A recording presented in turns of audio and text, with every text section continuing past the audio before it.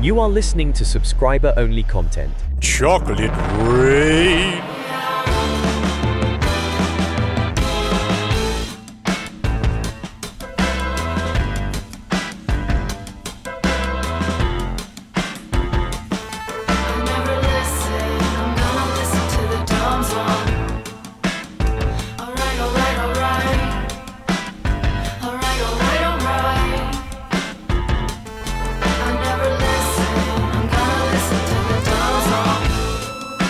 Hello friends, happy our Friday. Today is Thursday, but it's our Friday. It is our final day out here at Cowboys training camp. I'm Dan McDowell. I'm Jake Kemp. I'm Blake Jones. Foodie CK is here as well. Matt Grimm is here, Matt Dallas. TC's around somewhere. There will be Cowboys practice today, closed to the public. Final day on the tennis courts, the famed tennis courts behind a hotel. And then behind the tennis courts will be the two giant practice fields. Tennis courts very messy this morning. I got the first-hand report from Christy Scales that it happened before 3 a.m. because after her Disney day, she went to Disney yesterday. No surprises here. She perhaps is a Disney adult. I didn't get into it. No, she may be an adult who goes to Disney. And I don't mean to be pedantic here, but Disney adults don't do anything else. Do you know what I mean? All of their vacation money. They don't go to Broadway. They don't go to Groundlings. They don't go to clearly, wherever. It's their identity. Christy does a lot of it. But I guess that's what I'm saying. She's here and she's a traveler and she'll go do stuff. And she has no kids. There's plenty of that's why I called her a Disney adult. Yeah, there can be Disney adults with kids. No. You don't know about this? That's what I'm saying. Yeah. That's why I'm labeling her perhaps unfairly, but people that go to Disney without kids, you're like, whoa. Right, but Disney adults are like CrossFit people. You never have. I'm not allowed to walk within 100 yards of a school. You never have a question about it. I guess I don't think they have to be mutually exclusive. A Disney adult is wearing Mickey Mouse ears and will maybe drag their kids. No, that is not what people mean when they say that. He's a cultured, educated man. We're talking about people. He's just a driver. Only if you want to support us, Matt. Pick up that mic. Now he's a driver. Take exception to that. I do have a former neighbor that was a Disney adult. And this could get tricky because TC's wife, possibly a Disney adult who does have a child, but I think would be into Disney. Like if they didn't have kids, a child. She'd be there anyway. But my point, though, is it's like saying someone wouldn't be racist if they're black. She does have a child. But was she not into it before? I don't see the reason to answer that question, Your Honor. I don't want to make this about her. The point is, Dan started by saying she might be a Disney adult, I'm not sure, and I'm saying that's never the case.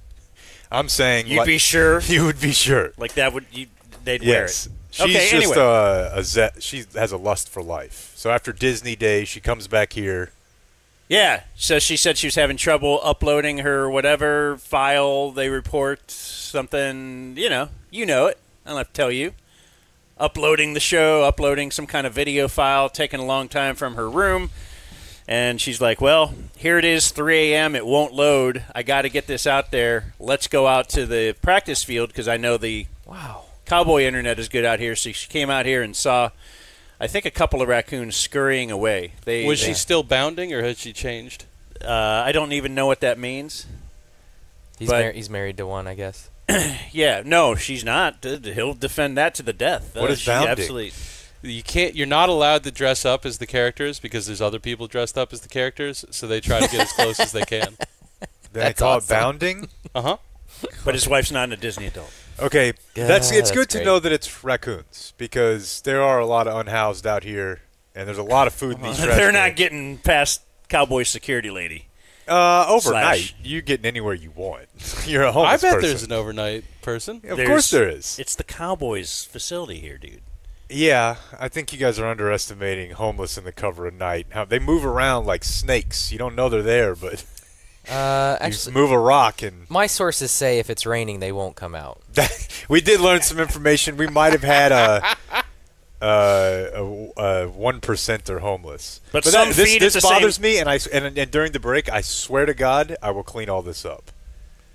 This is fucking crazy, dude. This is Cowboys training camp. So you There's, don't like, feel that need when you're in our nachos Airbnb, everywhere. though. You, I don't know. There's a couple things. This will be like country music, the country music fight. There's a couple things that I'm not okay with you joking about. I am a clean person.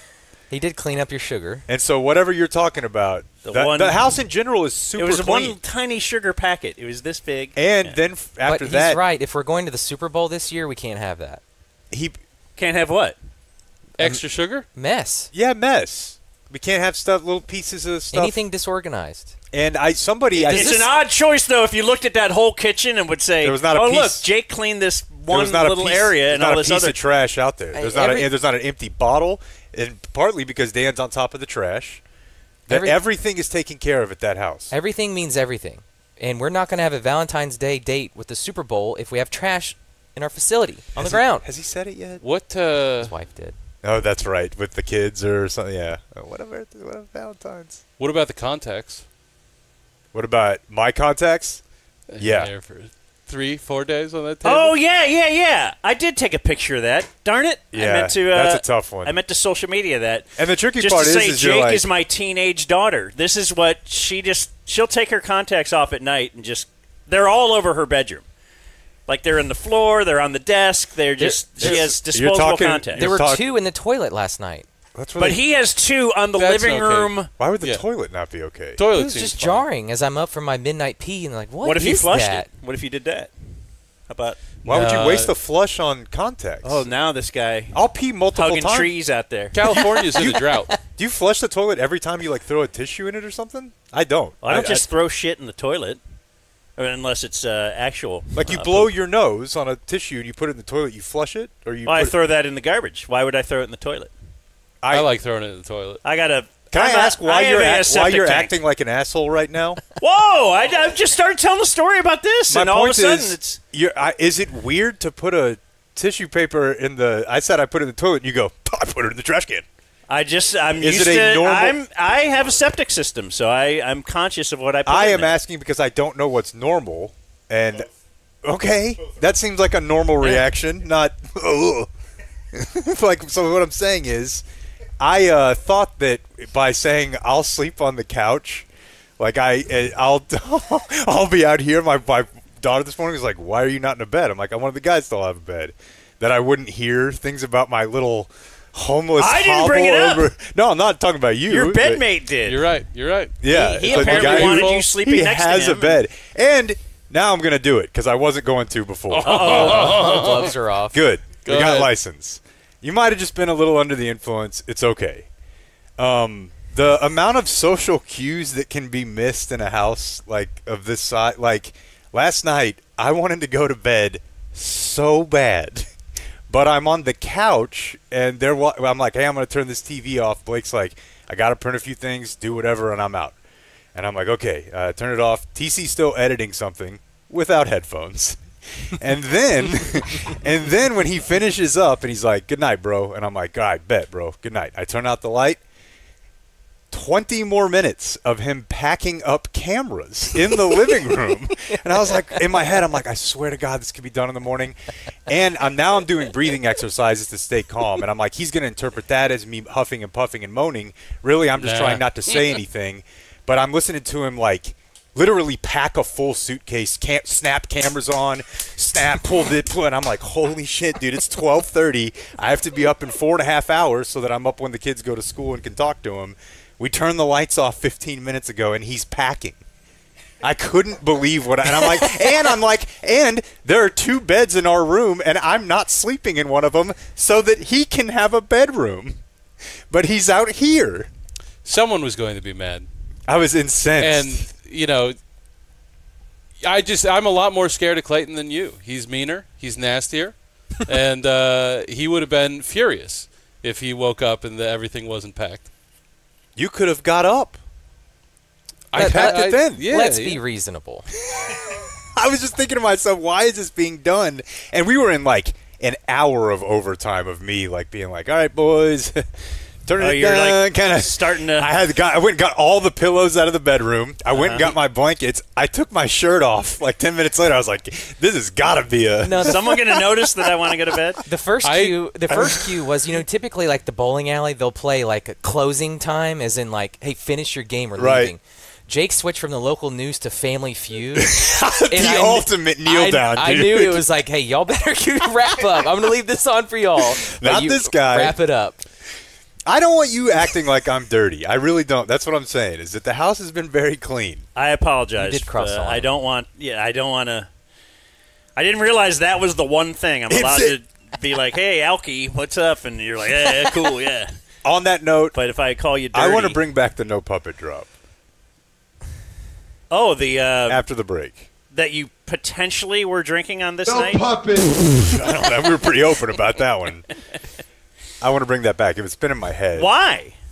I just been saying. Do you think I stopped it because I was worried about your feelings about? Yes. No, but I think I just stopped it. It was just organic. I think it was all right, organic. We used to do it, and but we it's don't been now. long enough time, and I miss it. That would happen on the station all the time. Yeah, You'd okay. Stop doing something, and then. But I'm not a board op. It does make me feel better. I It's can't just- still on his array. Like he never deleted it. Oh, it's sitting right there. Color, it's brown. He knows where it is. I don't know if people know that, but back in the day, I'm sure they still take advantage of this. I'd like to think that I, in some way, took this to another level, but I definitely didn't pioneer it. But we would color code a lot of our drops by race. So on the array, if you want Dion, you find a black drop. If you want the Something Wong, you find a yellow drop. If you want Corby, CC, that one's going to be a little reddish brown color up here. All the norm drops had like a specific color. There wasn't Purple. like, yeah, they actually were. Purple? Like That was a purple great pink drop. color. That's fun times. Hey, we do have to give a little love to Plum Quick. They're like, hey, don't throw paper towels in the toilet. Actually, maybe they want you to, because then you'll need to call 469-331-3669. That's our title sponsor for us being out here at training camp. So let's give a little It's applause football for, season with Puddle Pools. for Plum. Plum Quick. Excuse me. I went to Puddle Pools next. That's all right. Puddle supporting Pools is one of the 3 Ps on camp sponsorship. yeah. But yeah, Plum Quick, plumquickcompany.com. They got that annual membership. Lock in the annual. Lock in the annual with us, and then lock in. Get your priorities in order here. But Plum Quick, it's about plumbing, like toilets, sinks, Yeah, not the showers. fruit. Yeah, no. If you just want a healthy alternative to an apple or a banana, but you want it now, this is not.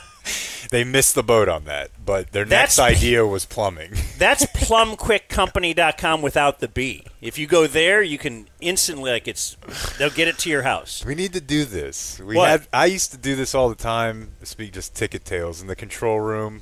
Do you want to do a We just had fake spots. spot for the plum service? I had a whole company called American League Detection with Danny, but all it would do is tell you if a player ever played in the American League. That's great. Or exclusively, Also, Anyway. Parlay Collective and Puddle Pools. Parlay Collective, our marketing agency. Yeah. Puddle Pools, pools. Yeah, I'm sorry I don't have a picture of all the people that work at Plum Quick.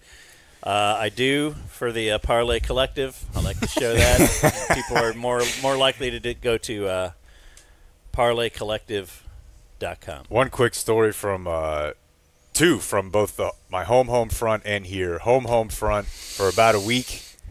I guess it was when I was in Oklahoma City. My wife was telling me, I think there's something dead in the garage. I'm like, well, I think you would know. Oh, no. It's your mother-in-law.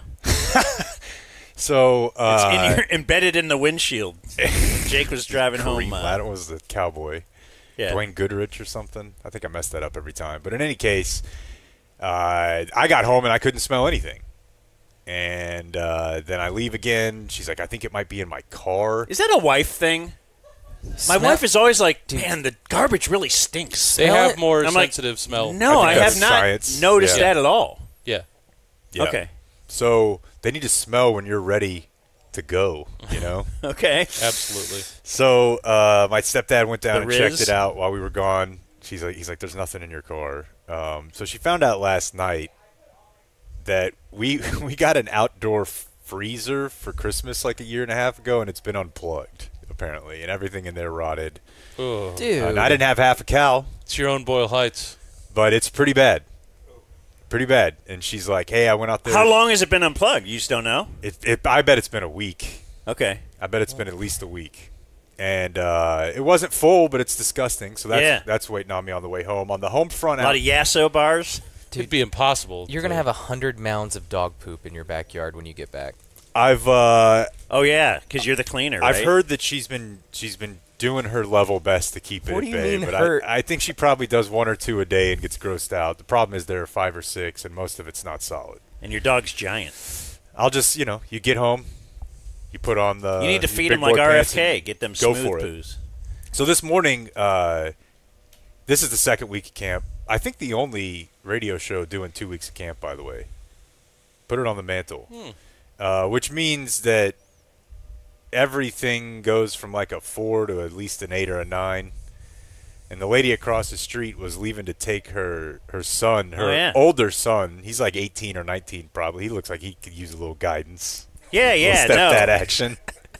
So they're getting in the car, and she's like a California attractive blonde mom. And Dan had come out. Super attractive. Dan had come out to go, the two of us, and he's like, "Oh, I forgot. I need to pack my bag to give to the traveling party." we were like up against time to go, whatever, but we have plenty of time. This is chill.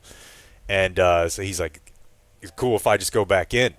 And I'm walking around the front of the car, and I go, "You're fine." And she was looking right at me. And because I turned, and she was standing like out in the street putting her trash bag out, and I go, "You're fine." And then she looked at me, and I go, "That was for him." And it was so awkward, man. She kind of gave me the little, "You're disgusting, leave my neighborhood." They know we don't belong there. So you're out of the competition now. It's I've down been to ruled just out. us. That's Yeah. nice. No, That's great she news for me. bushwhacked me quick. So I am in charge, or I will just take the mantle of trying to be in charge of garbage. I put out the garbage cans last night because I noticed all the neighbors had their garbage cans out. Respect. And then this morning, there's a house 2 down from us where there was some people on the balcony, a lady and her son, and they were oohing and eyeing. Did you see them? Mm-hmm. They were oohing and eyeing because the garbage truck was on the street, and I've just witnessed it in real life. Like you said, you do this with your son. Yeah. Like you'll watch the garbage truck, And not only they were just excited to watch it go all the way up the street and all the way every time. Every dump of every recycle bin was just like it was the first time he'd ever seen it. I told Free our entertainment. boys in the van, that kid has the ocean 200 yards away and is still no, he's enamored no, with a garbage a truck. can. hydraulic compact. Yeah. Yeah, that should be like the new fireworks.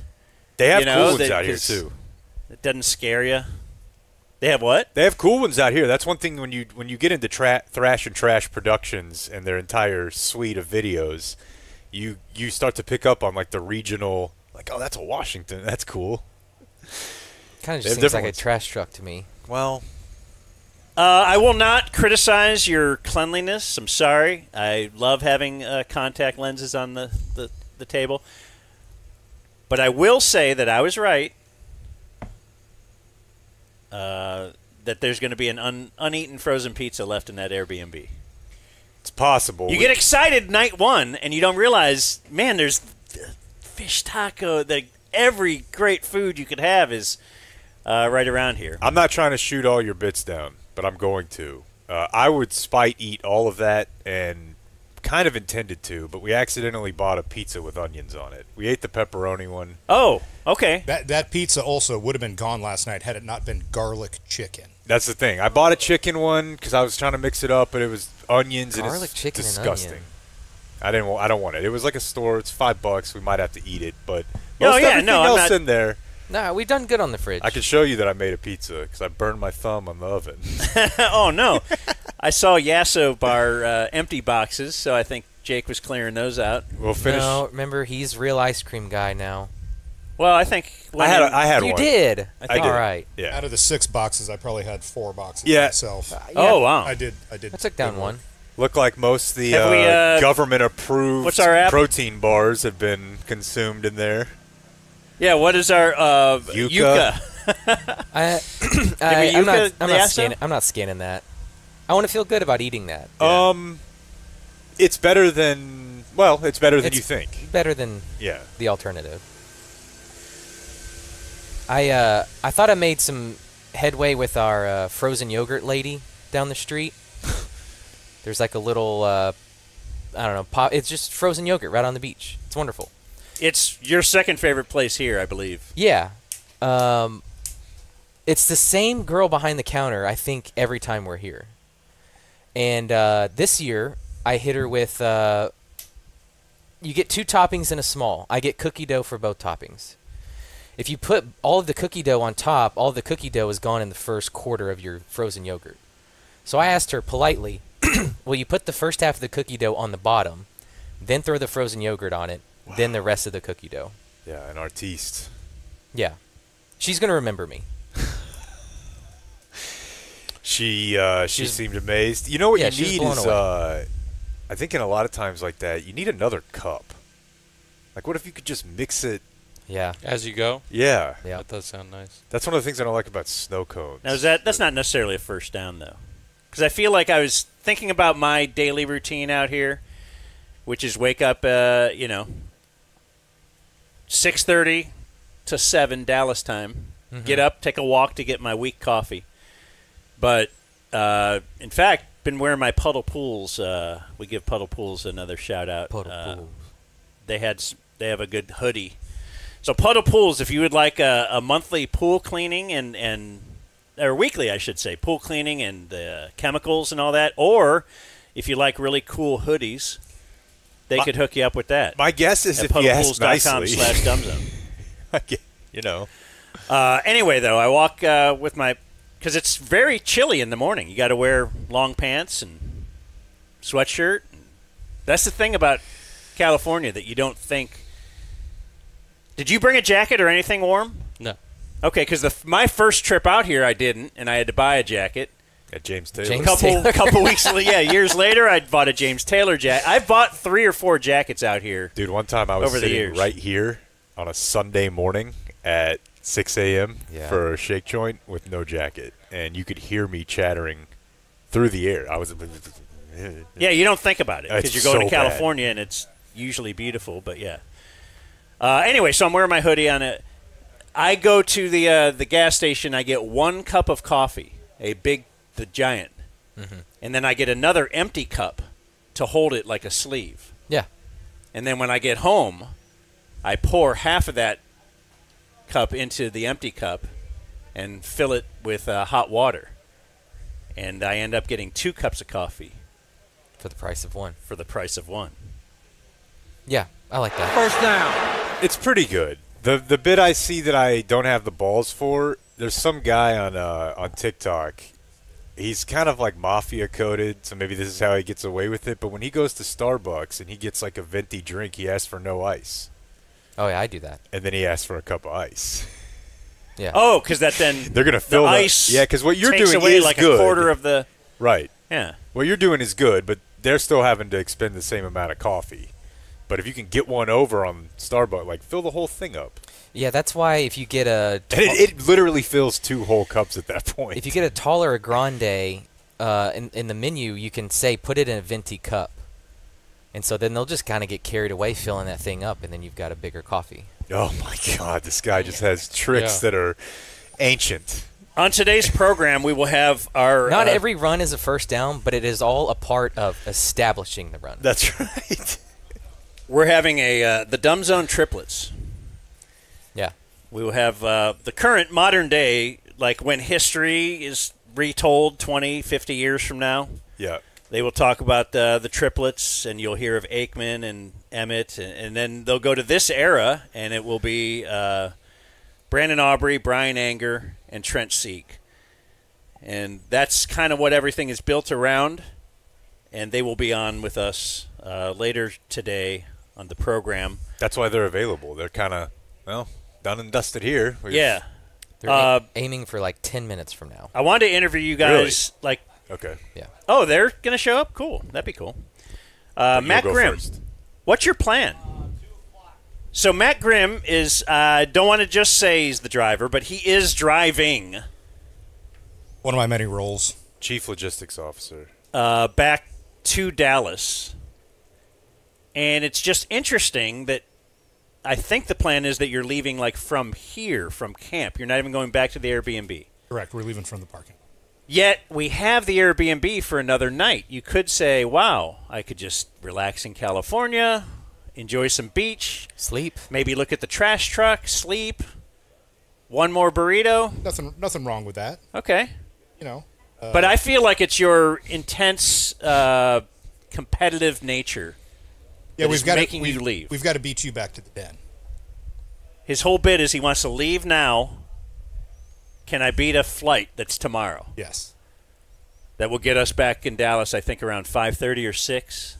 Yeah, Is we might land before Now, is it going to be that late?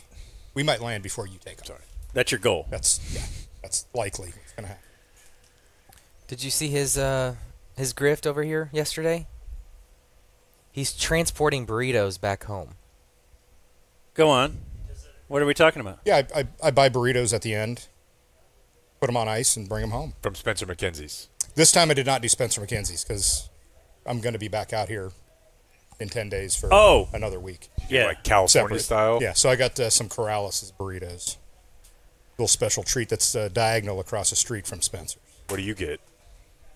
Green pork chili, and some red chicken chili. But you have a cooler full of burritos to Yes. take home. Yes. I love it. I That's love great. all of it. I love the getting out of here. He's got stuff to do, man.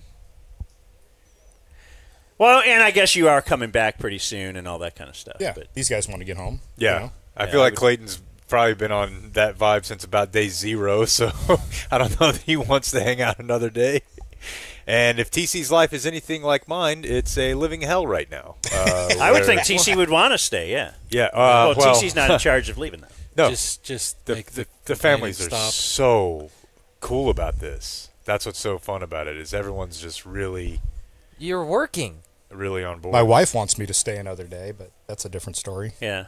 No, I've gotten a lot of questions about why I'm not coming home. You are working, though. I mean, that's what some people don't get. I mean, it's a busy day if you're here early and then practice goes till 6:30 Dallas time and then you're trying to get bits done and all that. That's a long day. It's not hard. We're not on a roof. No. We are outside.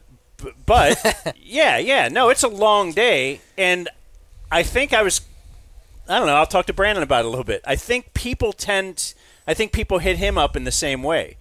And it's happened for, however long I've been coming out here with the ticket. People that you kind of know that live a couple hours away or something will be like, hey, let's hook up. And like, well, sometimes there's really not a lot of time to do that. Staying the weekend really does help. Yeah, I could only play Xbox with my son once this trip. Dude, that touches my heart in a very soft way. I'm so happy. I love looking at that. Just because I remember calling my daughter at that age, and it's a very cool thing, good night or whatever. But if I could have put on a headset and now you get to shoot people together, and you teaching them about death and war. Yeah. There's that. But Jake and I have talked about this. If He calls you the F slur. He's like a little Tom Brenneman. Listen, we're just hanging out, all right? If you call them and say, "How was your day?" Fine. Oh, that doesn't work. Yeah. Right. What'd you learn at school? Nothing. I asked Nora what the top stories were. Sure. But if we're on Frame it different. if we're on Xbox and Oh, we're yeah. playing, he will answer every single one of my questions. He'll unprompted tell me stuff. Like if you're just hanging out, he'll talk. So it's kind of it's fun for me, don't get me wrong, but it's also manipulation of saying, let's hang out, let's talk. It's very cool to see. It doesn't seem that fun. I don't know if he's as talented a player as you were hoping. It is funny to watch Blake be like, "Where are you?"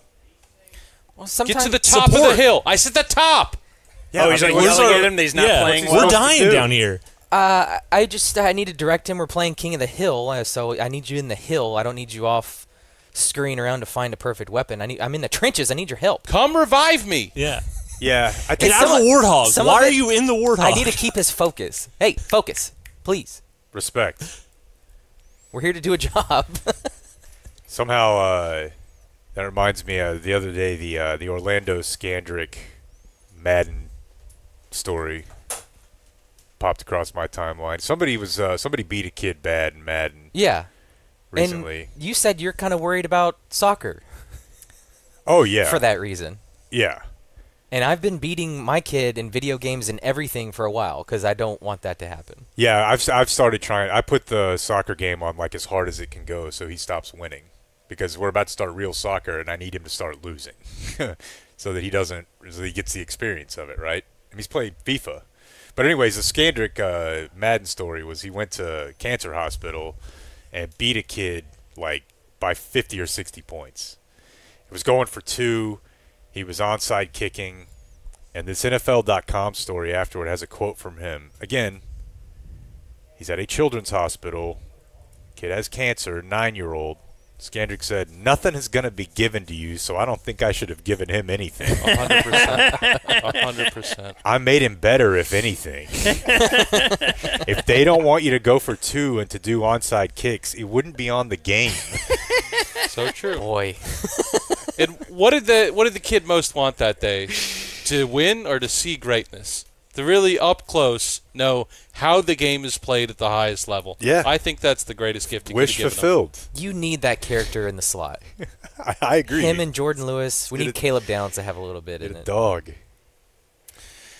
You want to do some camp stuff? Sure. I was just thinking about, we were talking with TC the other day about the time that Dallas Mavericks player Justin Anderson played him in Madden. And it was at the AAC, like outside in the plaza, they put up the video. So they were just sitting there playing. And there was like a Star Power TV on the line. And TC was like either an intern or the lowest paid guy at the station at the time. And he's playing for a TV against a Dallas Maverick. And I just assumed, well, no matter what happens today, TC will walk away with that TV because, no, the Dallas Maverick won and then grabbed the TV and put it under his arm and just left. Like, I would have thought. His right. I've never begrudged him for that. How about you didn't give it to the intern guy, the kid? He's like a kid. He clearly has nothing. And he's TC. Like, he was, it all looked, and yeah. I'd say TC's life has worked out better. My big memory from that was the final play. Like, he won on a field goal. I had the lead. He was driving with 20 seconds left or whatever, and there was a play. His final play before the field goal, it looked like he got tackled in bounds. At the end, like it was out of bounds. The clock did stop, but he thought it was in bounds. So he was telling me to take a timeout because he was out of timeouts.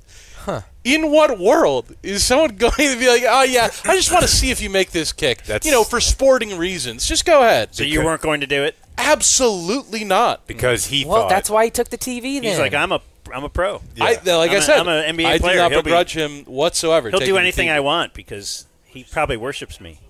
He thought that, but if he had been in bounds, he would have found out. Ruthless. All right, what do we have from camp out here? Well, a couple things. So the other day, I think it was the day before the scrimmage, we were out here, and TC and I saw there's a lot of people that are famous or rich, but you don't know how or why. Could be one or the other. Could be both. There's a lot of people that look like, I don't know, like 80-year-old art type people. And they're here, and they're fast to say, like, guest of Charlotte Jones. Yeah, maybe they're one of the people that have it in the stadium. It's possible. If you put a painting in the stadium, you get to come and watch They probably camp. know a bunch of people out here. But there was a small Latino man walking around who had like a crew with him, and like a film crew. And I saw the Cowboys put out this video. I saw the guy walk up to Jake Ferguson, and they were like taking pictures, and he was like a 5'4". Oh, and you figured out who the guy is? I thought he was like I thought it was like a Make-A-Wish type thing because he's like a really smallish looking kid. And so then I saw the Cowboys put up this video, and they thanked, what is the guy's name? How did they put it on here? Chinito Pacas. And I clicked on his Twitter, and he's got 2,000 followers, and I was like, what is this? But that's because that's Twitter. On Instagram, he's got over 1 million followers. On YouTube, he has 1.3 million followers. This song has 266 million views. It kind of goes, to be honest with you. This is one of the most popular songs in the world. And we got to see him. El Gordo Trae El Mando, which means like the fat man or the big man is in charge. This video has 266 million views, Dan. This kid was just standing right here. And the video... And you couldn't be less impressed with the fact that you're standing there. His music video... We thought he had cancer. His music video sounds like that. It's like cool, old school, like Mexican Tejano instruments. But the video that I found with 266 million views starts with an image that says, "Warning. Any props used in this video that show resemblance to any illegal materials are merely props and should not be taken seriously. Don't try this at home." Because the whole video is just them holding giant bags of pot, guns, and smoking. Like, look at this bag of weed, dude. But it's fake gun. They want us to know it's a fake gun and fake weed. Yeah. There's no chance that's fake weed, right? They said it was. They said it was. So this dude was out here, and they let him put on a uniform. And Jerry walked. I'll play you a little bit of this. Put on a uniform? Like, what do you mean by that? Dude, he's wearing a pads? Yeah. He's got pads on. He's got pads on. He's got a helmet. Why? And you can hear Jerry. You look good in that number. You look good. Oh, there comes Shoddy. Comes by him. I'm part of the team now. Gino, I thought you were our new kicking prospect. Oh, hey. No. We don't hear that. Jerry Jones. A pleasure. Great to have you with Vaqueros to Dallas. Me gustó mucho que él se tomó. So, anyways, hell yeah, he like did a cleat thing. He did a jersey. He was dapped up Ferg. Can you imagine the people that they've run Jerry like? Oh yeah. Jerry just trusts his people to know, like, if you're going to introduce me to somebody, they probably have 600 million views, right? The top artist in every language just gets to meet Jerry at some point. And it's like, I saw the one player, I picked him out. I didn't know this player was on the team until Christy mentioned. She's like, they signed the first Navajo ever or something. Yeah, we've talked about it. Mm-hmm. But I'm just saying they do this every year, right? They had look at him. Look at me. Mm-hmm. Huh? He asked if I was proud. Oh. That is there was a time in my life where I'm like, I'm gonna see if I can run this play for college, and my parents were like, well, we're not real sure how all this college stuff works. So you put Navajo? I remember it's not enough. That's how you find out. Okay. But your family's telling you, no, we're legit. You're like, well, here's where the rubber meets the road. But in any case, they love it. Yeah, they love that guy's here. They love the guy from Mexico. I love the player that they had. Right. Who never had a chance to make the team. But yeah, he's a body. But it's an extra camp body too. They get a free one, right? Right. They get 91 because you're in the NFL program of helping out people who aren't here. Yeah, to stump for my program again, they need to do a ton of this, and they need to focus on it on game day. If every Cowboys game included a playing of the Mexican national anthem and Latino-themed videos throughout, that place would go nuts. He went a few years ago and actually set in the 400s and came back afterward and was like, we don't have a fan problem. We have we're misallocating the Mexicans problem. Like, the stadium up there is an absolute party. They have a mariachi band now. Last year, good step. And last year they did start, like, they should play a game with like a red, white, and green stripe.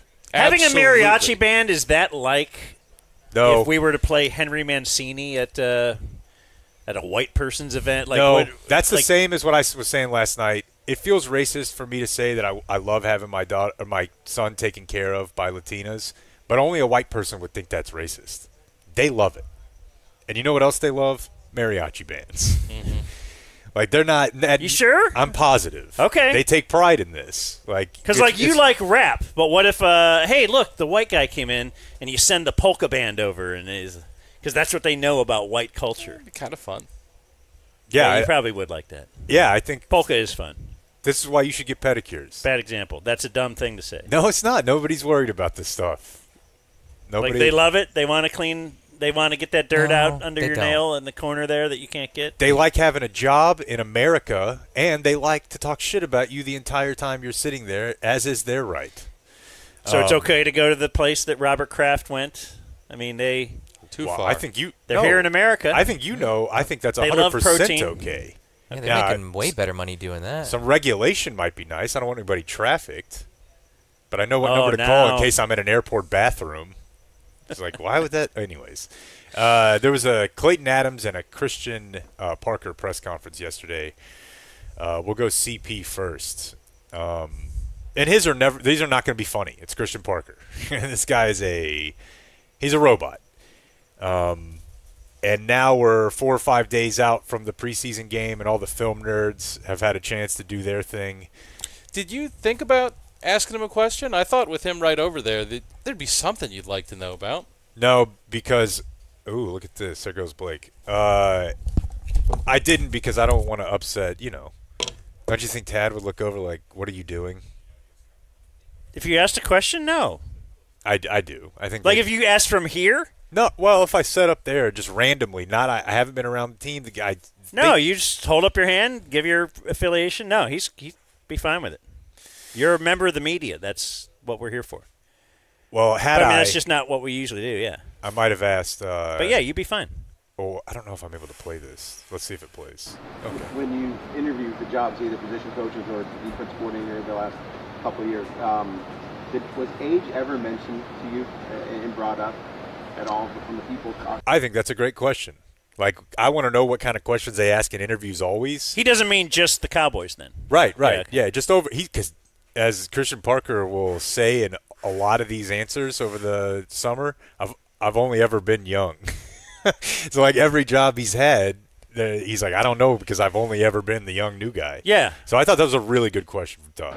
Yeah, I think it comes up in the realm of, like, how do you deal with players older than you, and kind of how do those. Even that I think is interesting. Like Yes. a GM being like, hey. Like, why am I going to listen to this guy? Right, exactly. Who are you?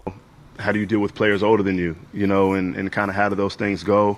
Again, I don't know anything else because I've always been young, so it's not like I've, maybe I'll be able to answer that, in 20 years or so. But, yeah, sometimes it comes up, and I think that, at the end of the day, players want you to be able to help them get better. And they want to know that you care about their development and you care about winning. And I think that no matter what your age is, that's all that matters. If they know that you can connect with them, if you can help them improve their game, and we can help each other win games together, then that's all that matters. That was a good answer. Yeah. He's very dialed. Now, Yeah, I like that is interesting, though, because, I don't know, you were probably this too, but up until the time I left the ticket, we were still among the youngest hosts. Yeah. Even though I'd be an older host on another radio station, but I was always the youngest guy at whatever radio station I was at. Yeah, and it might feel until- weird to kind of compare, but I think that it's applicable across jobs, right? If you are someone who's considered a talented employee or a promising employee, young, you do have to navigate certain. There might be people that are there that think they should have gotten the job instead of you. There There's gonna absolutely be people who think not just in the industry, but in the room, who are like, what are the? Yes, for sure. And that you have to.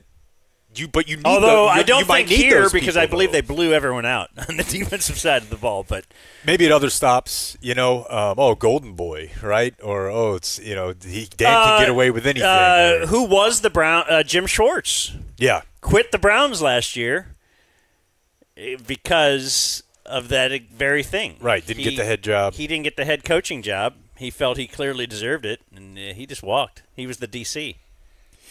Probably left at a good time too. Lots of lost Myles Garrett. Ink being spilled. Yeah, lots of ink being spilled on Christian Parker. The breakdowns from Sunday or Saturday's game are awesome. I feel like just sitting out here, and listen, I'm not Bob. I never was, but I'm also not what I once was when it comes to like watching ball. I don't spend as much time on this as I used to, but I cannot stress to you enough how boring the Cowboys have been on both sides of the ball for the most part for 20 years. They've had a lot of talent, but you didn't have to do a whole lot of scheming Bryan open.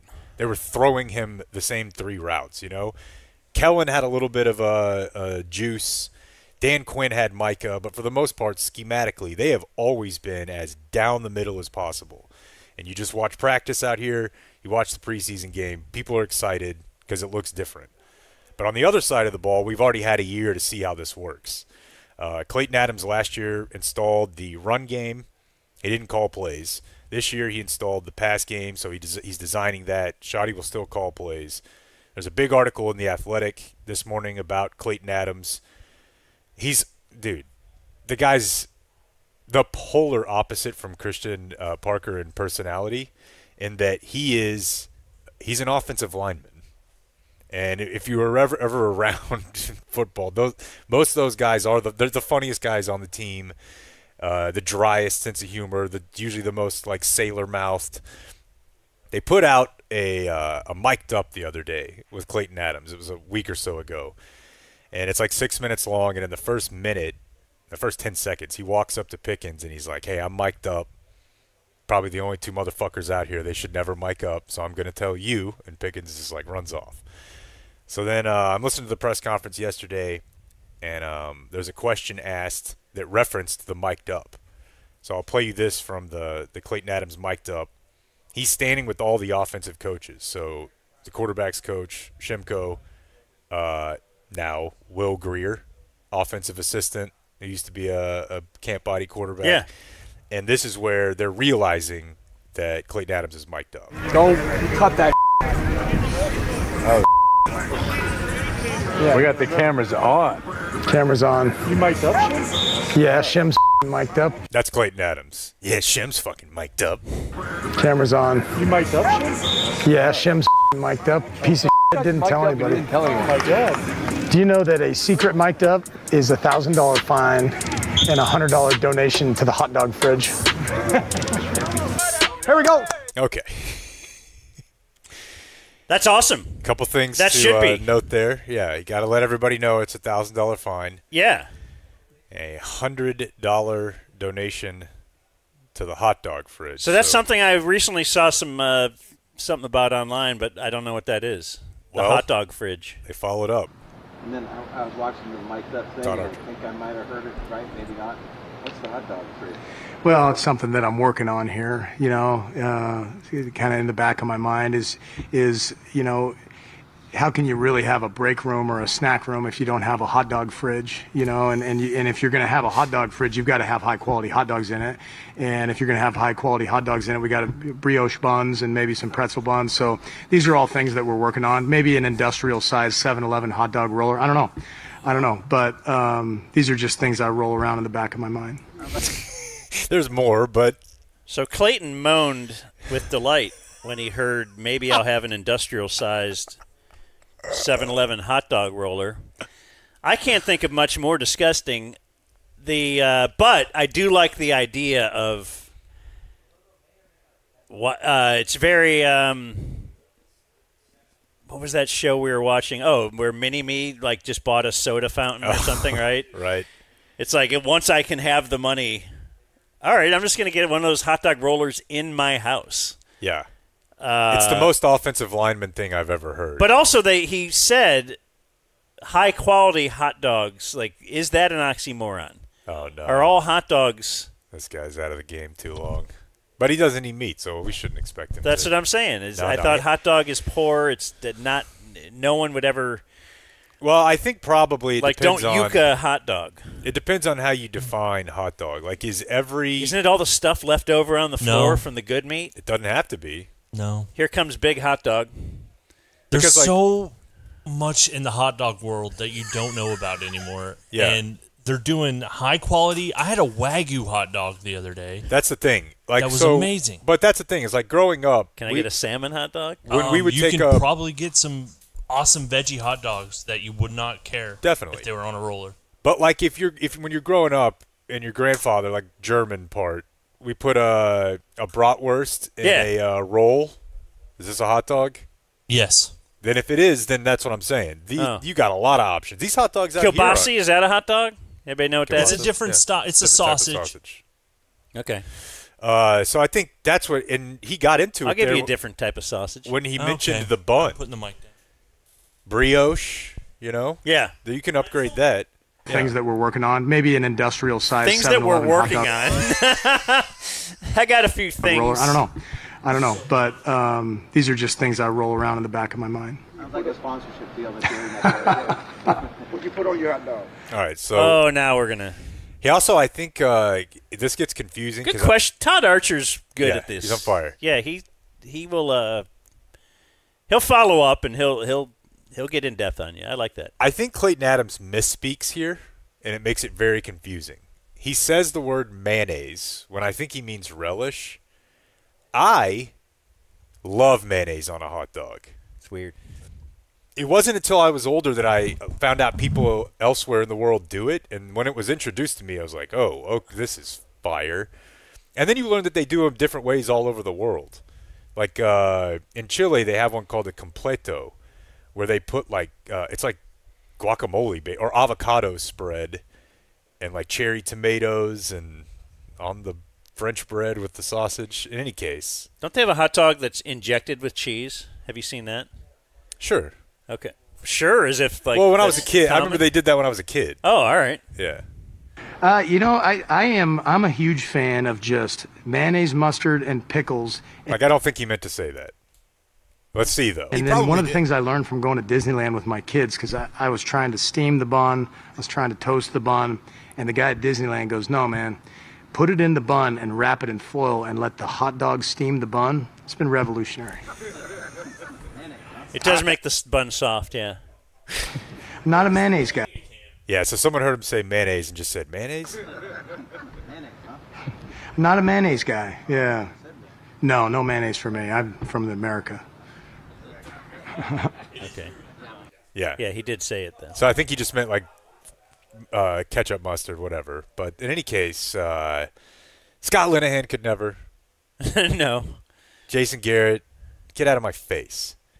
I got a big line boy. coaches are traditionally, yeah. Wasn't that Cleveland Browns guy with the big fat belly? Oh, of course. The offensive line coach? I think those boys at World War II were fucking stretching. Did we ever get him on the show? No, I don't think we did. We got the funny. I thought we had a line on him. We might have had a line on him, but yeah, I'm very excited. I'm very, very excited. It's different. No, we've talked about it before. The whole, just how weird it is that Shoddy was hired seemingly in the worst way. You did not do a comprehensive search. You knew who his dad was, and you liked his mom, and he felt very comfortable because it wouldn't create waves. And, in fact, it might be less waves than this big guy, this big old boy McCarthy was giving us, you know. But the fact that he's led to some pretty non-traditional hires for the Cowboys seems kind of great. Seems excellent. Hey, speaking of the Cowboys, we are here at Cowboys training camp. We're here because of Plum Quick. PlumQuickCompany.com is our title sponsor. We also thank the Parlay Collective, ParlayCollective.com, for supporting us, and PuddlePools.com/dumbzone. They are one of the reasons we're out here. But the main reason we're out here is because of what we like to call the triplets. That's right. The Cowboys were known for many years with Troy Aikman and Emmitt Smith and Michael Irvin triplets.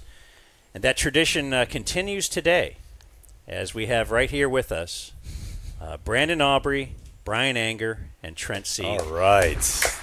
The new triplets. Everybody's talking about it. Let's check some mics. How we doing? Good? Fantastic. Thanks for having us. You look almost a little bit sleepy. Did you just get up? What's going on? Maybe a little bit of a nap. A little bit of a nap day. When do you guys get up? 7. Hold on. Does Bryan Anger's mic work? You just have to hold it up there. There you go. Bryan Anger gets the handheld. 7:20. There it is. He's more old school. He likes it that way. Do you set an alarm, or does your body just do it? Yes. Yeah, we actually have this new sleep pod. Give him a shout out, I guess. 8 Sleep. It has like a built-in automatic alarm that can adapt to like your sleep cycle.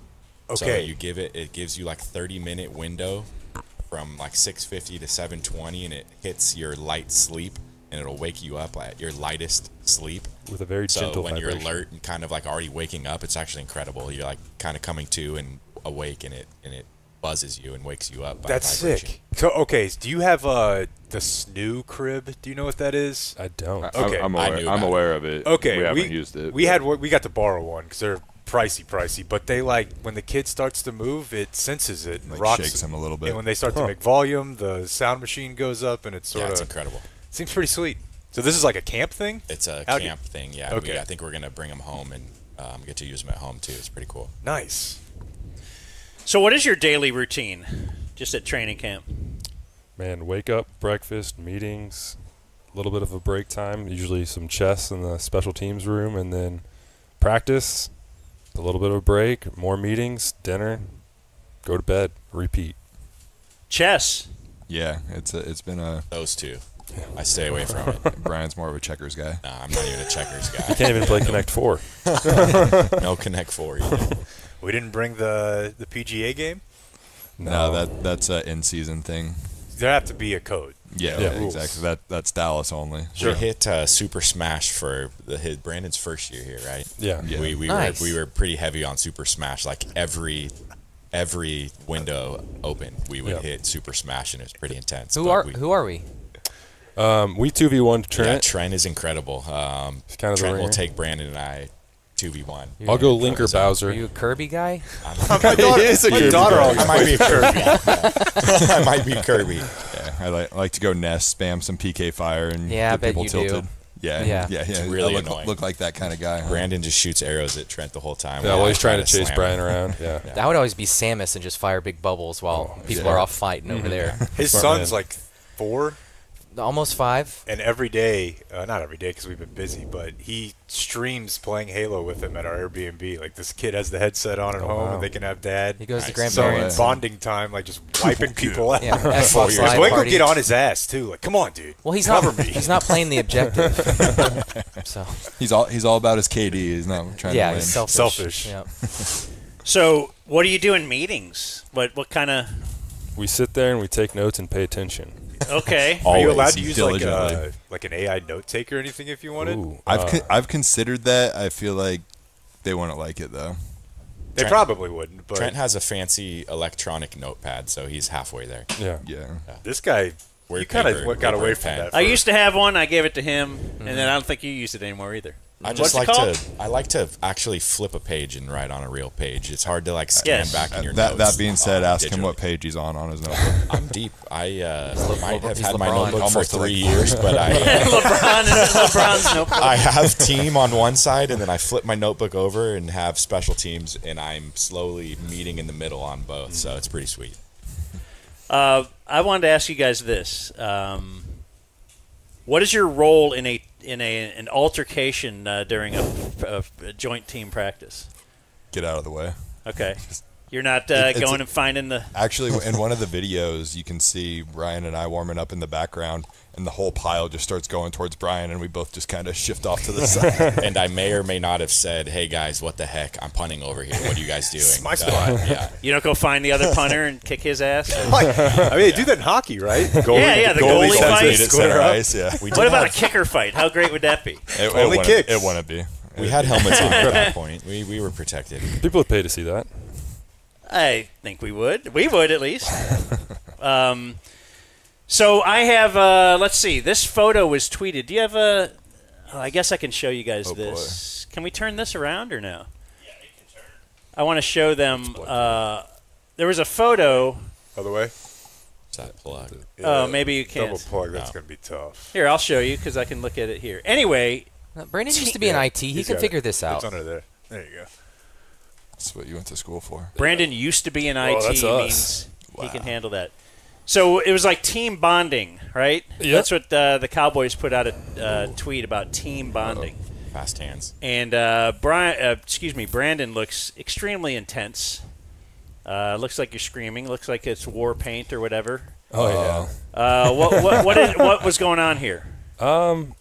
We had some ex-military guys out who have a company now that they do leadership and team building exercises, and they led us through some scenarios that they'd seen at their time in service and kind of boiled it down to little activities that we could do. Then it was a competition, everything was scored amongst 4 teams, and then it came down to kind of an individual competition at the end where the 4 teams kind of went head-to-head, one-on-one, all 90 guys. Yeah, last man standing. Last man standing, just kind of a reaction drill. And just like eliminated guys one at a time until we got to one person standing. And based on that photo, who do you think that last man standing was? Well, the photo, I mean, Brandon looks pretty pumped. Yeah. Was he the last guy? It was impressive. Wow. He has quick hands. Oh, yeah. Were you the last guy? I was. Last man. Yeah. You won. Yes. Yeah. A little more rested than the rest of the guys because I was after a heavy practice day. So okay. Brain was still sharp. All right. Well, so that's not how they decided who should be on the leadership council, because I see that's Bryan Anger. Oh yeah. Yeah. How did we decide that? That was all Shoddy and upper management. Did you kiss some ass to get it? No, actually not. Yeah, hey, Brandon was talking shit cool. about me. No, it's very, very, very honored to be a part of that. Obviously, been around for a while now, and we've got a great crew, great team, and I think some leaders. You see some of the new guys coming in, new guys, I guess, like Kenny and Quinnen, who have only been here for a year or less, but have incredible leadership qualities. So I think it's going to be neat. Good thing that Shoddy's doing, giving us players a little bit of extra responsibility. Have you had that anywhere else? Because like you said, you've been around a while, and I haven't. You've had captains that designated captains for the year during the year, but that will take over some of that role, but not a leadership council. We've done it here. We've had it here with Mike. I wasn't part of it a few years ago when we had that, so yeah, it's my first year. Yeah, fun. I've seen it before, and it's just kind of.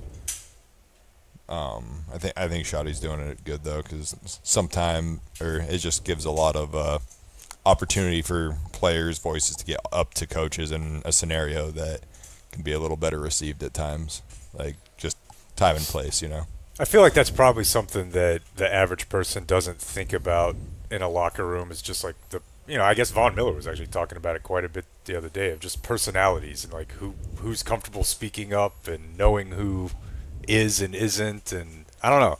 Yeah. It's fascinating to me. There's a lot of you guys, and you all have different opinions, but yeah, and it's also good. It's also good for guys like Bang and the other guys on the leadership council. Sorry, struggle.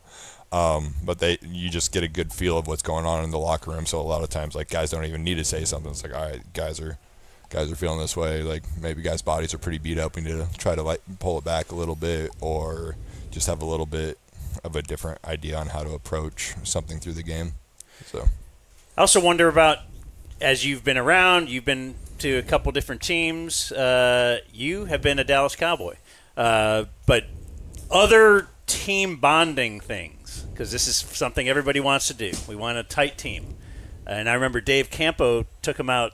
Do you remember that? It was on Hard Knocks. They had to try and catch greased pigs or something. Do you remember that bit? I do. Oh, that would be awesome. Hard Knocks that would be incredible. Great for that sort of thing. Yeah. So, anything stand out that you've done in the past? When I was in Baltimore, we went out and did paintball, but we were deep in the woods and just got annihilated by mosquitoes. One of the guys had 80 plus mosquito bites on just his legs. We did paintball in Jacksonville, and I pelted one of our coaches. It was actually Olsen, our OC at the time. I was hidden in a little palmetto palm tree, crouched down on the ground, and I smoked him, and I felt so bad. Hit him from 3 feet away. So that was fun. Hey, you're from here, right? Or, I'm from here, California? From Camarillo, right next door to here. How come there's no mosquitoes? We can leave our windows open all night. Everything's great. Yeah, I think that offshore breeze helps kind of keep them away. It's always breezy out here, so you probably just blow them away a little bit. They'll be inland more. We'd go up to Big Bear Mountain and go fish at night out there, and they would be Very, very. So this much is your present. theory, but you're not sure. Yeah, I don't know. Okay, I like that. I mean, saltwater. We say a lot of things like that too. I think that's kind of the whole saltwater. It's saltwater all around here. There's not many lakes, so they breed in fresh water. So I don't think there's as much. It's dry out here, and there's not as much breeding ground for them. So back in Tampa, where I live off season, home for me, swampy everywhere. So you have mosquitoes everywhere. Here it's nice and dry. Okay, so speaking of the ocean, I know you do you still do like the therapeutic diving project? Like, yeah, we still have it going. We just changed, had a little bit of a legal attorney issue. Went and had to resubmit our 501c3, but now Freedom Dive Foundation is. We changed the name and kind of spiced it up a little bit. So still working on it. What are we talking about here? Scuba diving. I mean, scuba. It's I'll use the word therapy loosely. Like dive therapy, and there's some oxygen therapy involved with it. You can breathe similar to hyperbaric chamber. You breathe a increased amount of oxygen at a deeper depth. Once you go to 30 feet, you have 2 atmospheres of pressure, so you can get like hyperbaric chamber results with an increased oxygen content, and can heal your body, reduce cortisol levels, and just get guys in the water for wounded vets, public safety officials, just helping out mentally and physically. It's pretty neat. A lot of research behind it. So yeah, we're just getting going with that. This is your business? This is my personal foundation that I started probably like 7-8 years ago. Yeah. Is scuba diving? I was just gonna say, scuba diving cool under the NFL contracts? Sure. Yeah. Oh, all right. Yeah, as long as you don't take on a shark. Yeah. Just don't get hurt. Yeah, I've done Hard Knocks. We did Hard Knocks in Tampa. Took a crew out with Hard Knocks. You were on that Hard Knocks? I was on that Hard with Knocks. Jameis talking about the bug having sex? I was. A lot of stuff. I was the intro quick. We actually have footage. We spent a whole day with them, and one of the lead managers of everything is kind of pissed that it hasn't got aired yet, because she told me, she's like, I've been out with Fisher, been out with J.J. Watt, been out with all these big guys, and never really got fish. And I went down, we spearfished, and I came up with a crazy stringer of fish. And Shannon was her name. Shannon was like, dude, this is the best footage that we've ever gotten, like, because we actually got a ton of stuff. So it was incredible, but they never really showed it. So waiting on it.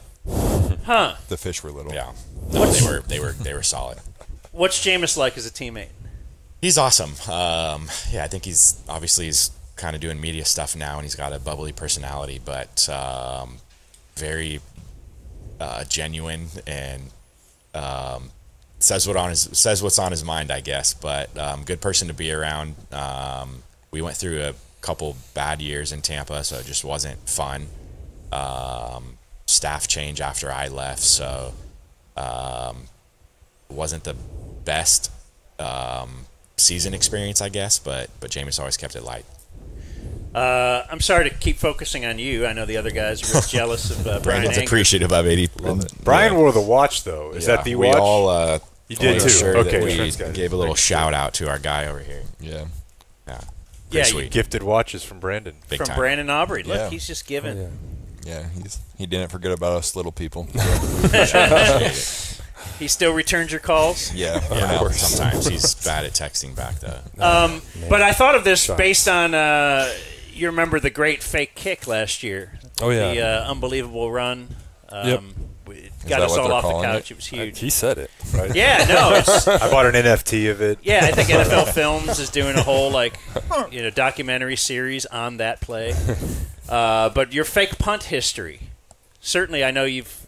How many have you thrown? Like, what is it? I think I've thrown. Have you converted any? 3 or 4. I've got 2. One with Jacksonville, and one here, and then we had a PAT fake that we got a 2-point conversion against the Patriots.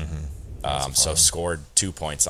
Want my touchdown still, so yeah, I would love to get. You a have touchdown. 2 points in your history. Yeah, the points go to the receiver. The points go to the receiver, but I at least made it happen, and it was pretty cool. And since it's a point after, there's no real stat in the game log. But it's all right. We all know we that saw it happens. Yeah, we saw it. It's on film. It all happened. Mm-hmm. Do you have one where you throw?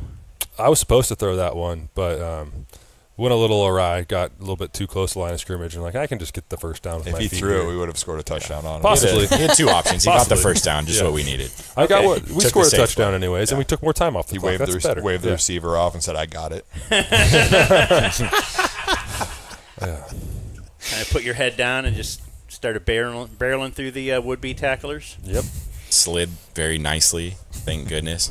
So I saw you did. It wasn't mic'd up. It was the 99 Madden rating thing, Trent. Yeah. We're gonna get there. Well, there's my wake-up alarm. If you so the team comes to you, is it like, hey, I have to do this because do you have to do it? No, I mean they asked. They're like, hey, do you want to do this? Okay. I thought it was your idea. I mean, I've been campaignning for years. They're finally listening to me, I guess. I mean, how do they rate you? Right? They should rate it based on long snap. They actually tell last about year your first rating. Yeah, start there. So no, I didn't know they could do that. Last year was the first year that they actually gave a long snapper rating, so that we actually have our own official position, which is great for the brand. For sure. Because you're always a cruddy tight end, right? Yeah. Speaking of cruddy tight end, my first year I was the lowest rated player in Madden. Sweet. Which really sucked. In all of Madden? In all of Madden. I was that's kind of cool, actually. What were you? I was a 36 overall. Like I said, I didn't know they... And then the next year, they decided to weight things differently, and I dropped down to a 28. Dang! You lost the step. Yeah, it got bad. It's the year you won, like, Workout Warrior, one of the off-season awards. Yeah, so I just...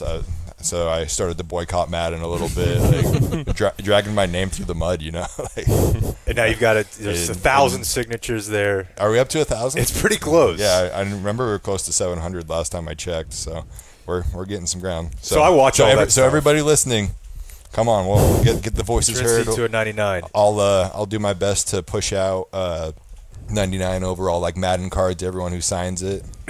Excellent. I don't know how much power I have. What does the person that hits 1,000 get? He'll snap to them. 299 cards. Meanwhile, Brandon's an X factor. He's the fastest kicker in Madden. Did you know that? What's your kick power? He wants to act like he didn't know. What's my speed?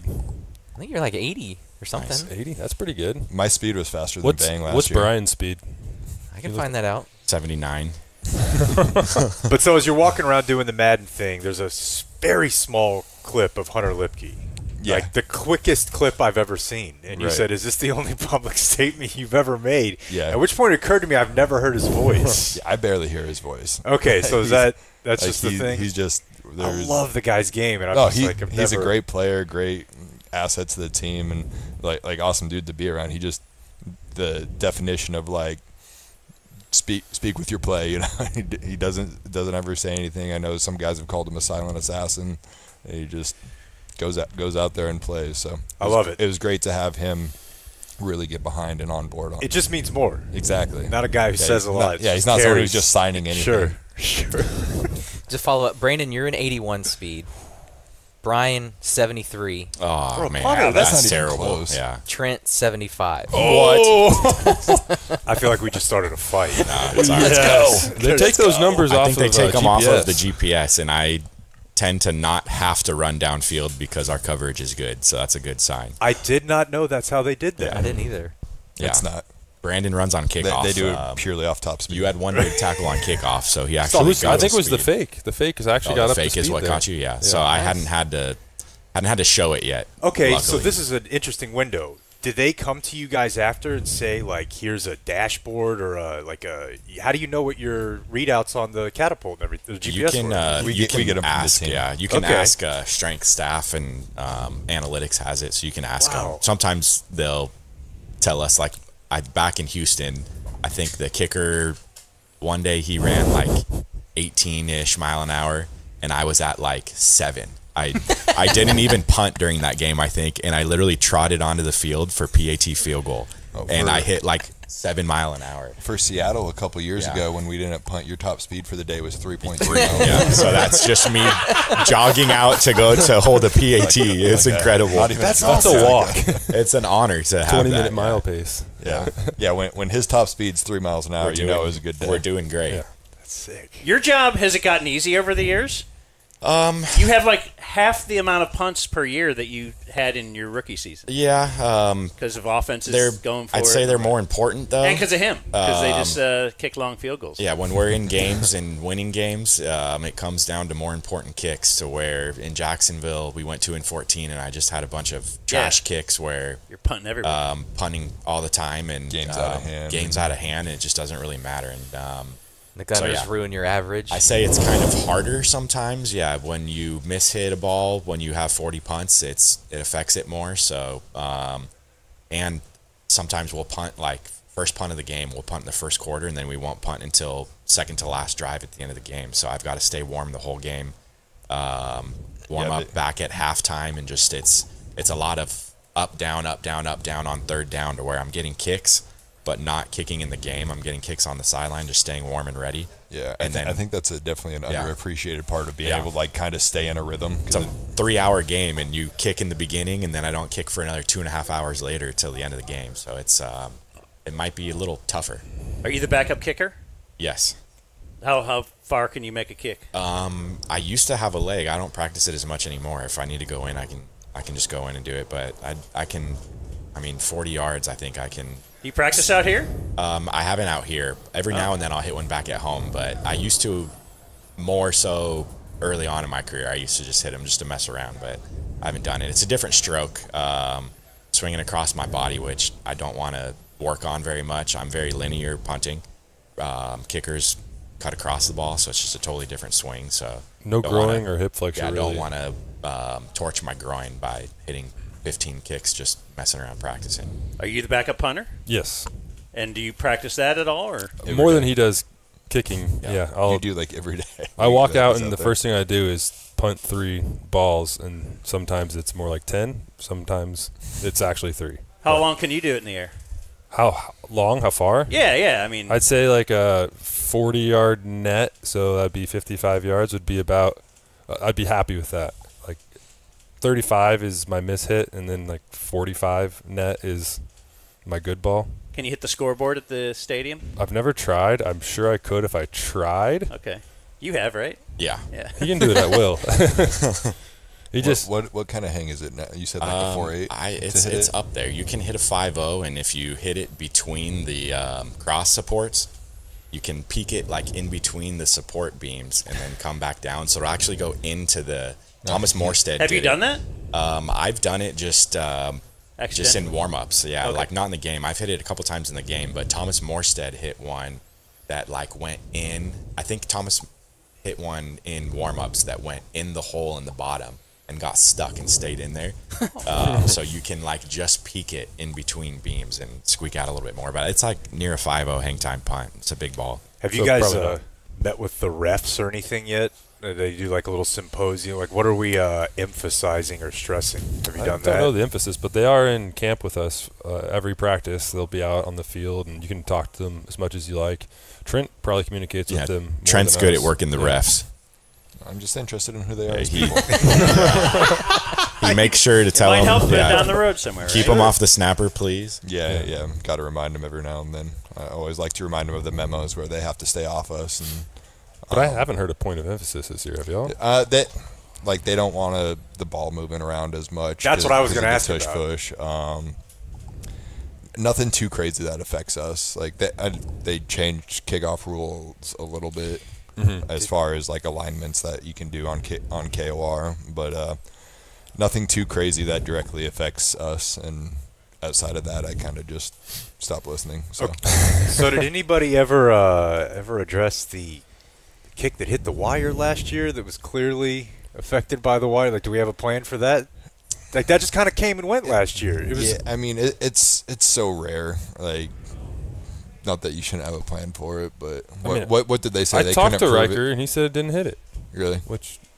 Really? Oh, he said that. Yeah, okay. but I don't know. Looked like it to me. It looked like it did to me. It did. Yeah, because the whole thing was they couldn't prove it on the camera, right? Yeah. If the thing is, if they can see it on the camera hit the wire, they'll redo it. I think is the rule. I just think it's crazy if a field goal is to hit it. That's it it's should be behind you. Yeah.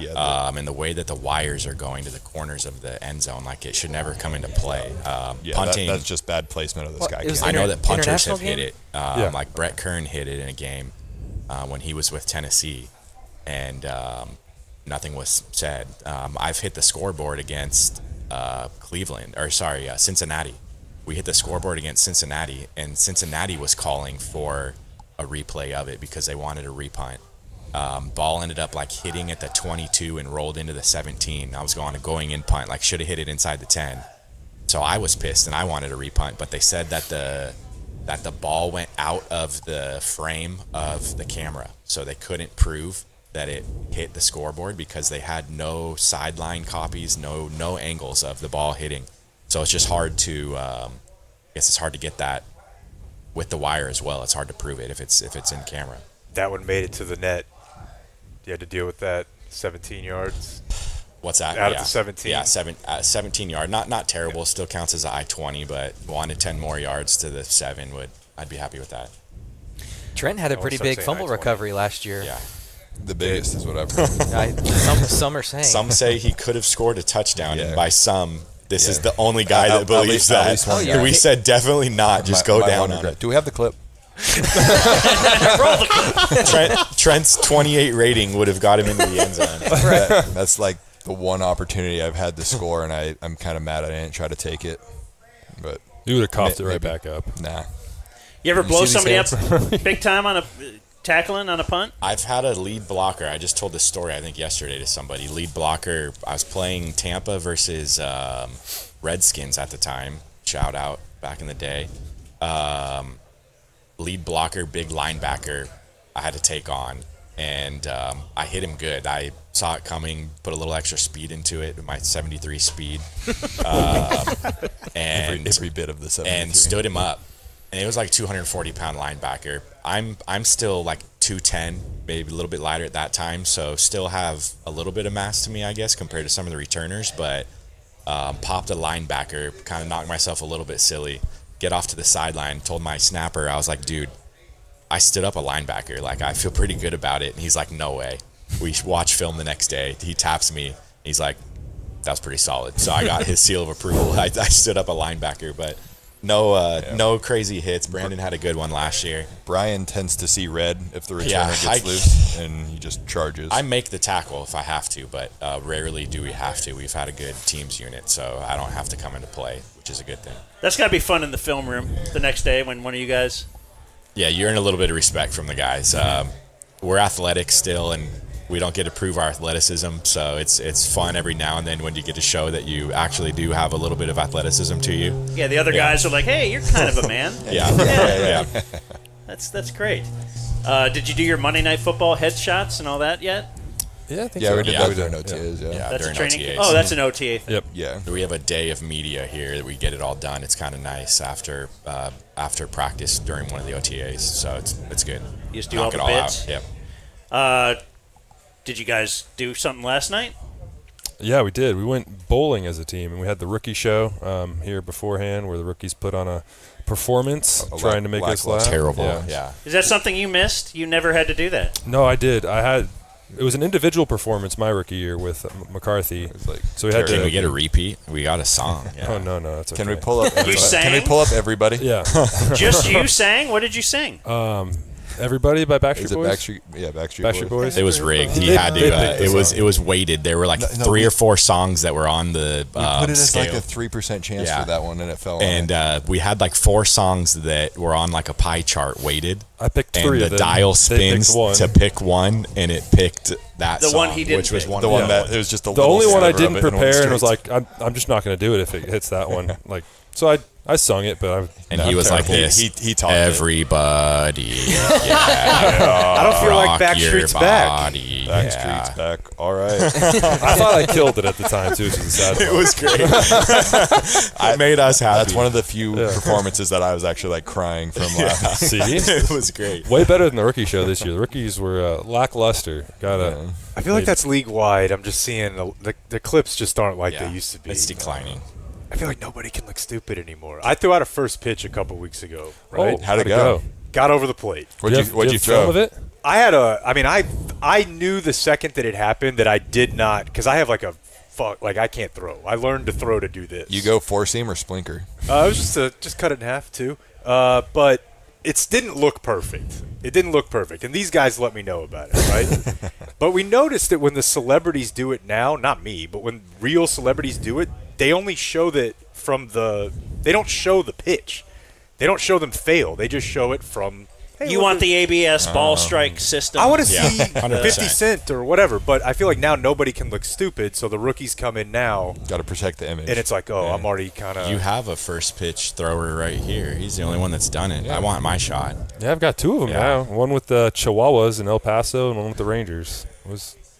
Both of them were strikes. To somebody. If I'm throwing, I'm going to throw like 80. I used to play baseball back in the day, so I'm going to either blow my arm out or you're going full out. So we can get this done. That rotator cuff warmed up. Yeah. So what did they do for the show? Is it songs? Is it? They did skits like a big making fun of coaches and some players. Did a mock meeting. Yeah. Made fun of Shoddy set up mostly. as a meeting. It was fake Shoddy. They kind of did a reenactment of like the Drewski show or whatever. Yeah, where you're like talent showy. Yeah, that's what talent show. It was like a mixture of that and like running a meeting and kind of a give up. It was there were a couple highlights, but not many. Yeah, just short. Now, who's the best bowler amongst our triplets? Banger last night. Yeah. Trent. He was on a rigged lane. What does that mean? So the pins had strings attached on the top. They weren't like where they sweep the pins off and they put a new stack down. They were all on strings. Boy, that's old. So you could see that like a couple I'd hit the right side and they would fall down. Nothing on the left would be touched, and then like a second and a half later, I'm walking away, and a couple would just tumble over when the strings were getting reset. He had a strike where the pin went up and around and just wrapped around all the strings and knocked it. Roundhouse kick. It just had a lot of tempo on it. So it's just tempo. You have no idea where that pin is going. That pin's string clotheslined the rest of the pins. That's what happened. They had the same opportunity to do it as I did. That's all. He had 9 frames where he got every single pin. It was like 7 strikes or 7 spares, 2 strikes, and 7 then strikes would have been really. I wish I had 7. The 8th frame was the 9th frame. You had 9 down and you missed the 10th. Tough. Who won overall? Like who were we? Brev went for 244. Damn, son. But he took a bowling class in college, so it's kind of an uneven advantage. I took it. That doesn't mean 2 anything. semesters in a row. Yes, it did. Did you fail with the those first balls? time? No, but you had 2. You had 2 credits for physical advanced fitness bowling. wellness. And I'm telling you. I guess it depends how they. I took a bowling class, but they just said go bowl. Right, but then nobody you do taught it. me how to do it correctly. If you can hit 200 with a crappy bowling alley ball, like you have to have your own ball that you can spin and be consistent with. To hit like 200 plus with a bowling alley ball, I feel like is almost impossible. Well, that sounds like a good an excuse for a guy who can't bowl 200. You know, not that I can, but it is cool to have your own ball. I think everybody should have their own bowling ball. Very cool. You know, yeah, it's really cool. On a cool, whatever rating of. Do you have your own ball? Of cool. Of course I do. That's why classic. it's so cool. No, the best thing is to have your own shoes, so you don't have to use those disgusting shoes that everybody else has worn. Now, did Shoddy make you couldn't bowl together, right? Oh, we were together. We did, yeah. Oh, okay. It was just I understand the whole arcade. Most people were in the arcade. There were not too many people bowling, so. Oh, okay. So it was just like a rented out a place. And they just have fun tonight. Like an arcade bowling alley. Just like go and have fun, hang out. Because during dinners, you go to dinner with different people. He wants you to hang around with. We don't, intermix. Yeah, he did Get out that. of your comfort zone. He did that. We've had our group dinners. I think every group, every position group has hit a dinner together out here. It's kind of cool. It's a little competition. Shoddy shows your picture during team meeting and calls you out. Which gets the rest to do so. So we hit a sushi spot out here last week. It was good. Wait, what do you mean that he calls you out with a picture? The coaches would submit a photo to Shoddy, and Shoddy would put it up in team meeting. I think they need photo evidence. Photo evidence that it happened, and then it would pressure the rest that haven't done it to get it done. So That's awesome. It's kind of cool. Okay. What's the sushi place you were saying was Anaba. great? What's it called? Anaba. Anaba is pretty good. Did y'all go? No, we went to a sushi place, but I couldn't remember which one you told What us. was the lady's name? Nina? Yeah, you ask for Nina. Tell her the Cowboys sent you. Yeah. She'll tell you all of the Cowboys specials of what we like. Oh, okay. Well, that sounds pretty exciting. Couldn't we just ask you? No. We have to go ask you gotta Nina? ask Respect Nina. We mostly pointed out the pictures. It was hard to remember all the real names. What's up, Coach? That probably means we have to go. Oh, is yeah, it's almost 11. We should. The Bryan Schottenheimer. Okay, well, thank you to the greatest triplets we've ever met. Thank you guys so much. We appreciate you. Take another one of these while you're at it. Oh, yeah. Send them to us. Put them in the meeting room. He's running out already. Lucy Put them in the you room if for you'd like. everyone. All right, and we're going to carry this for our break, right? So we will just step aside as Coach Bryan Schottenheimer will talk to you for about 20 minutes or so.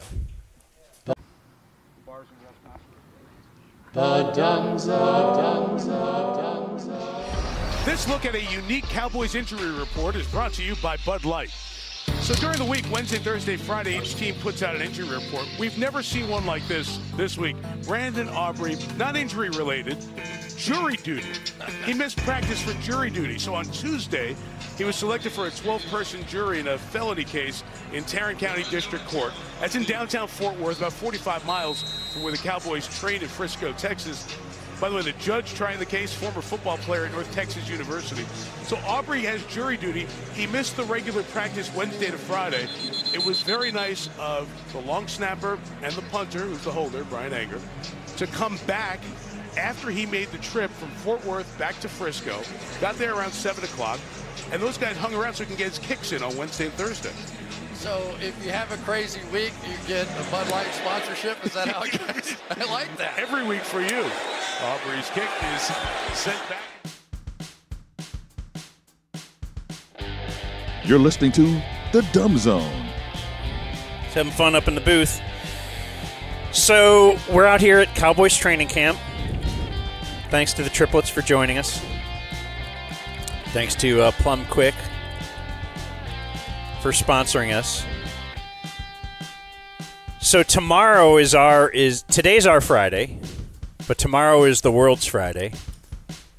But it is our Business Wednesday, so that'll be brought to us by Sean Kernan over at 360 Wealth Management, who wants you to... What? Hit the no puppet drop. Oh, you want at the end of the music? Does it hit the same if we all... No puppet! No, but you have to get back into the...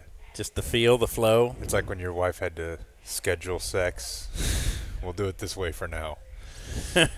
Anyway, so how yeah. long? Tomorrow's our Business Friday. Thank you, Sean Kernan. No doubt. Then, of course, when we get back to town, we will go for a Cane Rosso remote. Tuesday, we'll be at the Star in Frisco. We want to follow the Cowboys, so there's a Cane Rosso right across from the Star if you want to join us there for some pizza. Then Thursday, we'll be at the Half Price Books on Northwest Highway. There's a book signing, M.F. Hamlin, and he's been in studio before with his book. Skinny Dipping at Low Tide. That's right. Low Tide. I knew there was tide in there. He's doing a book signing that day, and so we'll be out at Half Price Books. And then Saturday. Yeah. What? Dumb Zone Comedy Night. We have another Dumb Zone Comedy Night next Saturday? Not this not 2 days from now. Correct. Okay. Don't you worry about anything. I clearly am not. No, I didn't worry last time, and everything went great. I know you've been out practicing. I do need tickets, probably to put the tickets on our website. That would probably be helpful if they're not up there already. Okay, give me a link for that. I'll get that up on the the events page soon. Yeah, I guess if we haven't – good seats still available because we haven't sold tickets to that, or we haven't at least promoted it. There aren't that many available overall, so – like 100, right? Yeah, got to get them quick. We'll get that out. We'll get that out to this weekend. Okay, so yeah, that's what's coming up next week, if indeed we make it back. You know? Yeah. You never know if we'll make it back. I have a piece of news before the news. Can I give you something? Sure. I have a quick thing, too.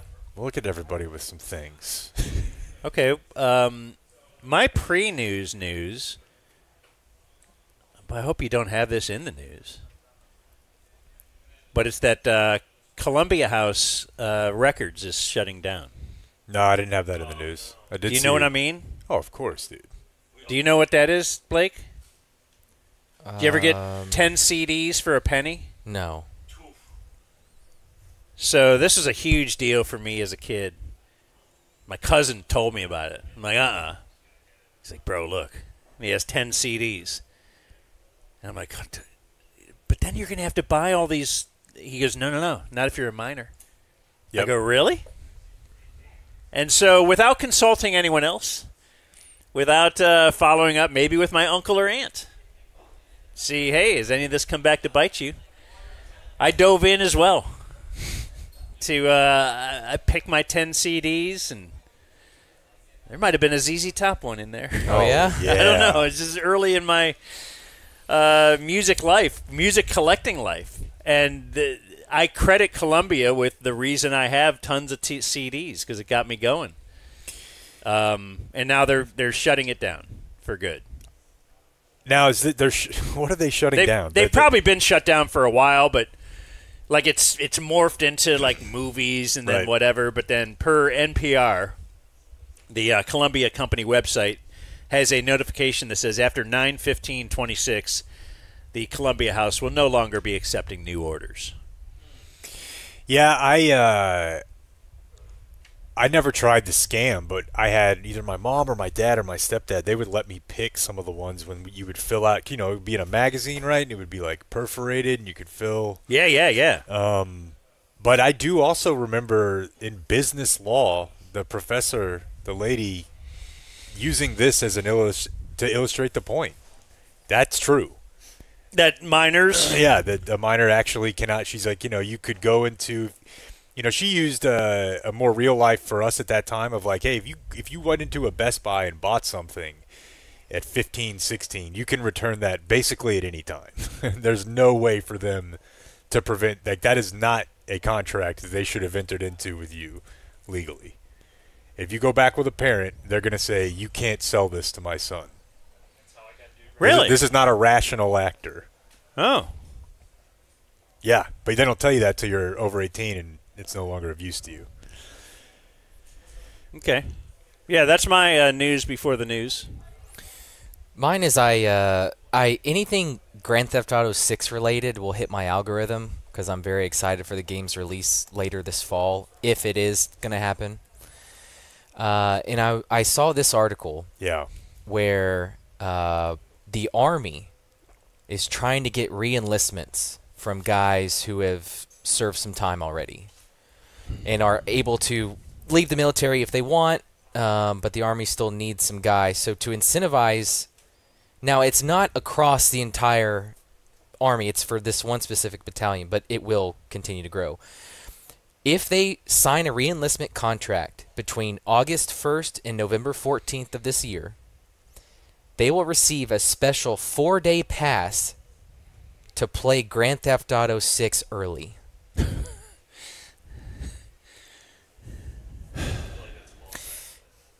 It's not ballsack. I've seen this multiple places, and I'm reading currently from the CBS News website. Yeah, I've seen it a bunch of places too. Which the story in and of itself is funny, but like think about Joe 20 years ago, former Division I quarterback, enlist in the Marines. That's what they needed. Not enlist, but or what have you.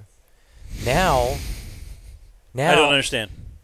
Well, there's a difference between an enlisted and an officer, right? He joined the Marine Corps. I don't know. You're saying things like everybody knows these things. I used the wrong verb. I apologize. So you can't say he enlisted? He's not enlisted. He's a commissioned officer. I don't know. Maybe they say enlisted. I don't think they do. No, he's a commissioned officer. All right. Grab a mic if you want to talk. I think we're getting lost in the details. Yeah, sorry. It's an important one. Okay. Well, yeah. Well, my apologies to everyone involved. We're not sending guys to war anymore. We need a guy to fly a drone. And who can better do that than guys who play video games? And so now, whereas... You think they're secretly going to be tracking these guys?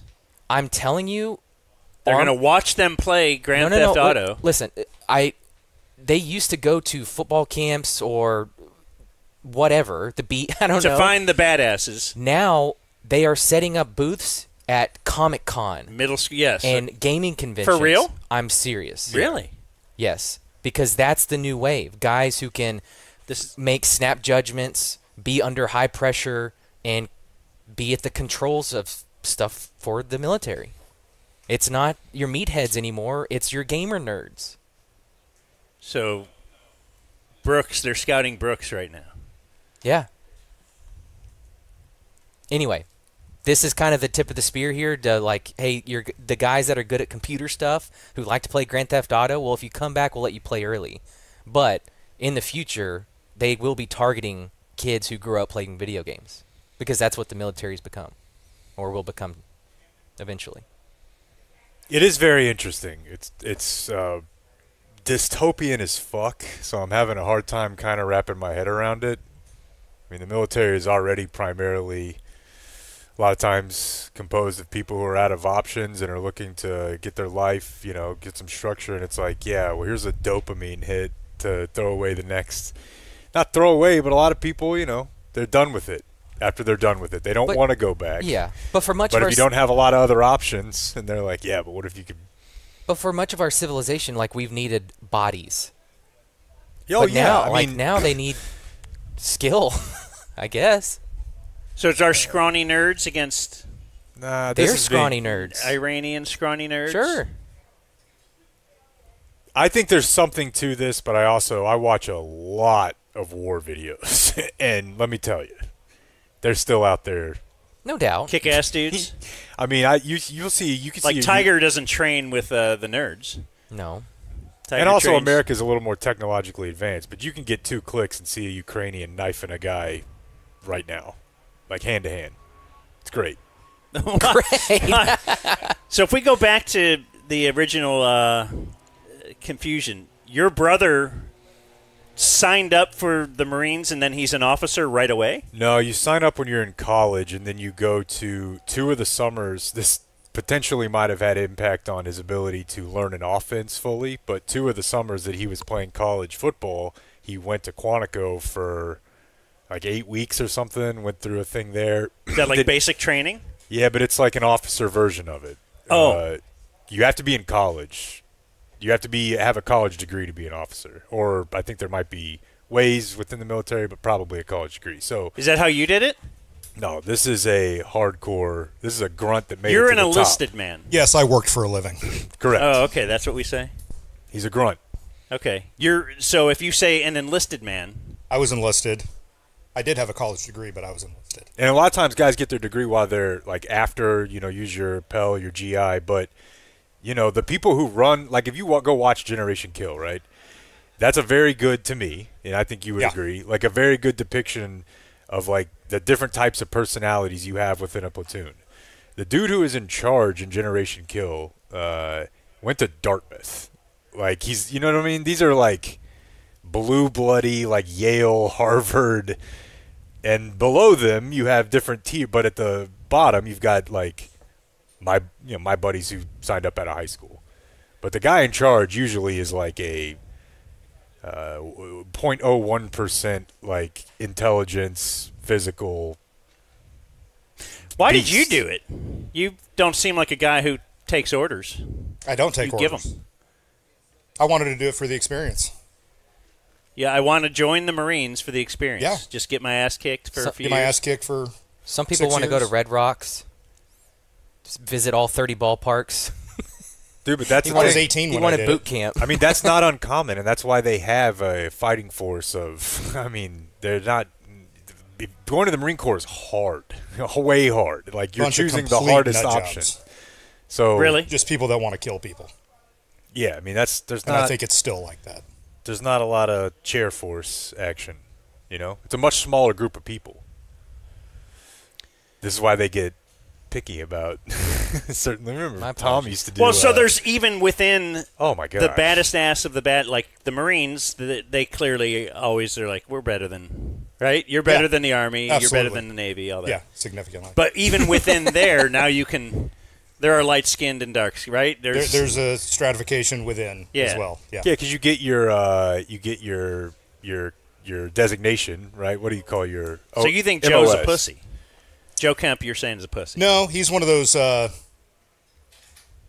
don't know him personally, but I got to think he's a badass as well. Yeah. Think of Jake, but times like 50 or something. Yeah. I don't know. He's he's a guy that will chase down if he sees a guy that has robbed something or what, like he'll chase him down. Yeah. Tackle him. Right. He'll be a local hero. I might get a picture of your plate. Yeah, Maybe. You could be a hero in a different way. I have a prevo. It's a TiVo preview. Okay. For something coming up tomorrow.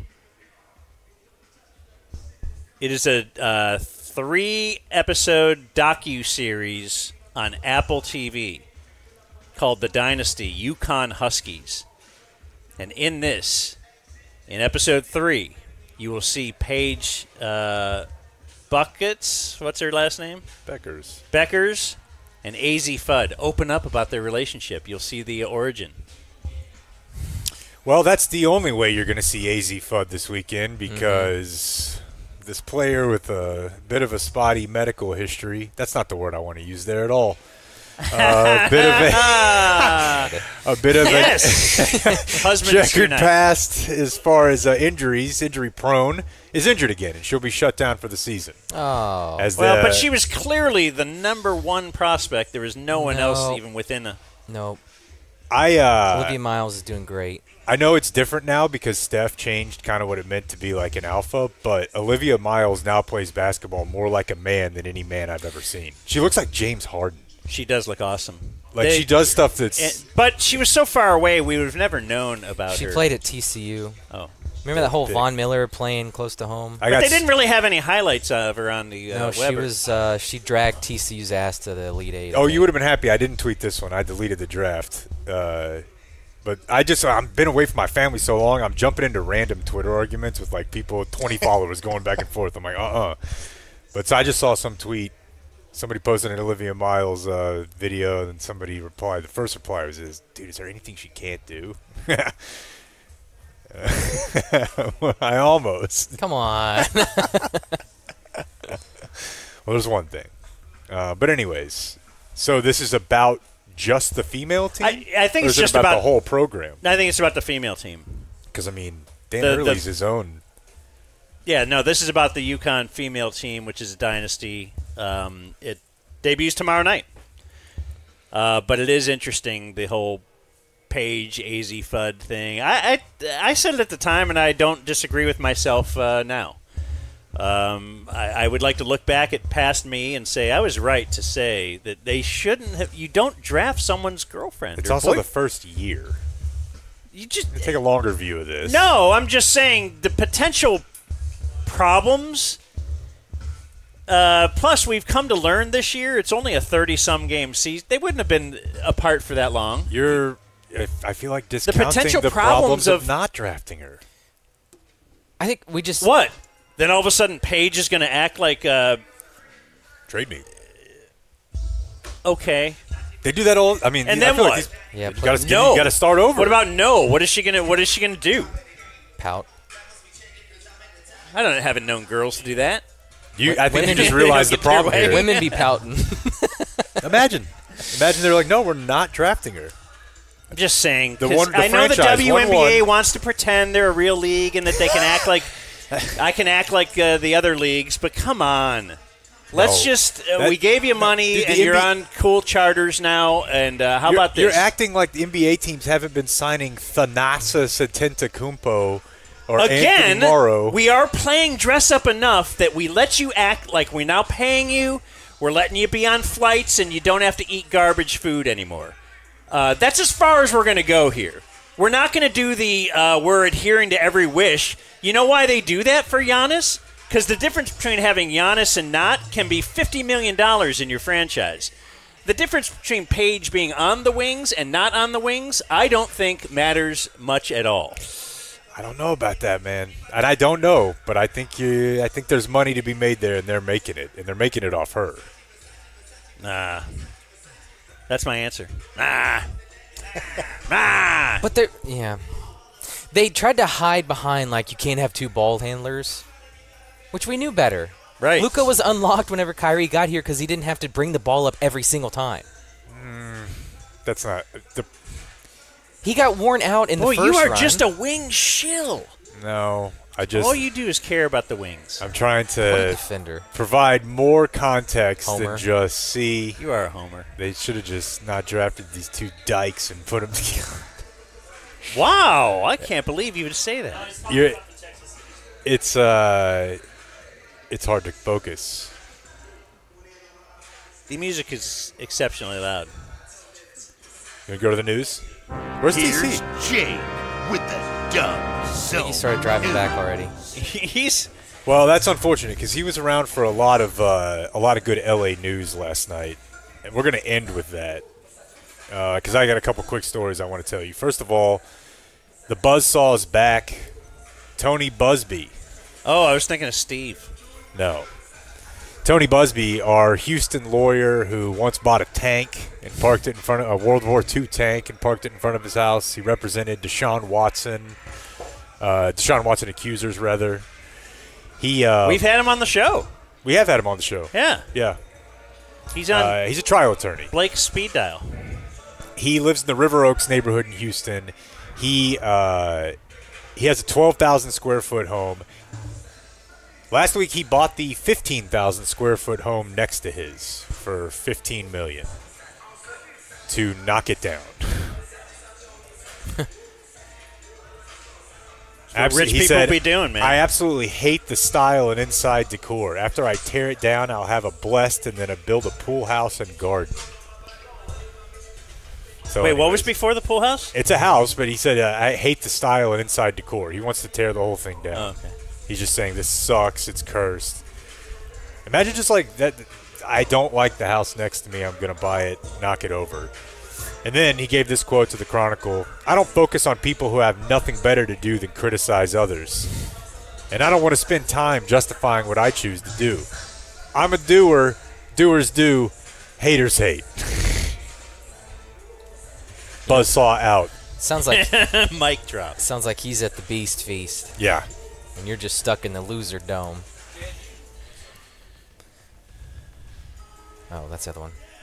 Can you put that? No. A man's body was found inside a pipe at an abandoned power plant in Fort Worth. This is north of downtown. North Main Power Plant. Andy Dufresne? Yeah, I guess, kind of. The guy had been dead for a long time, so it's a century-old property right along the Trinity River. So it's been shuttered for years. The guy could have been dead in there for decades. I don't know. There's a thing on the news last night that Lake Mead, which is like the lake created by the Boulder Dam, I think, or the Hoover Dam.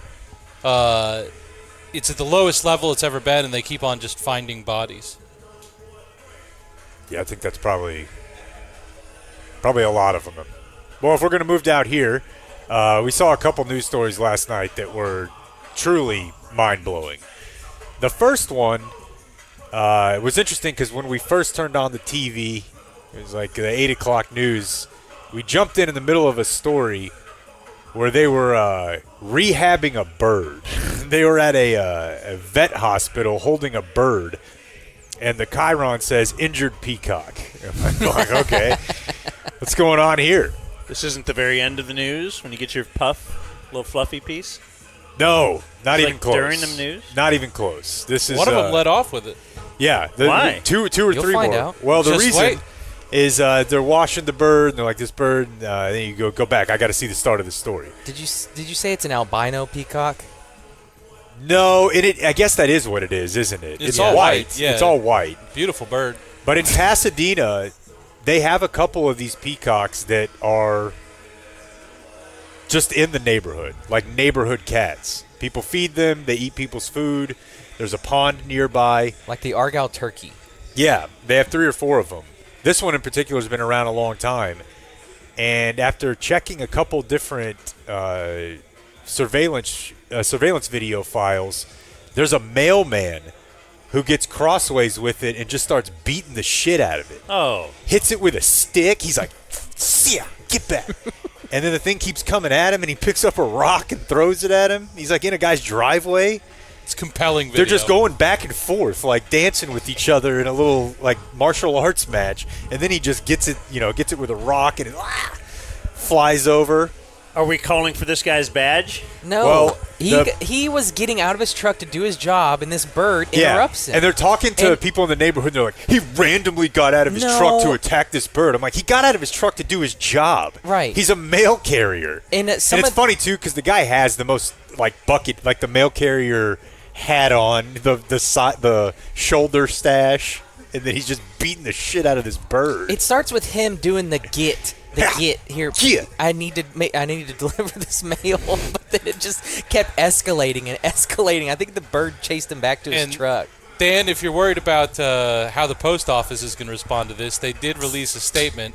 It starts with, there's a lot of those damn peacocks walking around that neighborhood, frankly, and we've had some carriers get hurt. Postal employees in this area have experienced previous encounters with peacocks, says the post office. We do take this allegation of misconduct seriously. They're not taking it that seriously. And all of the people in the neighborhood were acting like they're like, oh, he only gets like this sometimes. Like, he's generally friendly. Liars. But by everyone, all three of these guys were like, that's bullshit. Peacocks are terrible. They're and very I remember bad. and then I suddenly remember my grandparents had one when I was like 5, and it was mean as hell. But yeah, they were like standing up for it. Like, this is our guy. We call it Sugar. Sometimes he gets a little out of hand. Can you eat a peacock? Yes. You're allowed to? But they were wanted the guy to take like animal sensitivity training. Yeah. Yeah. But that was not the people upset. Okay. That was not the story of the night. And then they run to the PETA guy, of course. Yeah. There's a template for doing news stories. Yeah. Right? It was well done. Very well done. Very well done. All they were missing was like a comment from the friend of the mail guy, like blurred out. What was he supposed to do? I would have happily supplied that. No, so the other story we saw last night. Like, you love the LA news, right?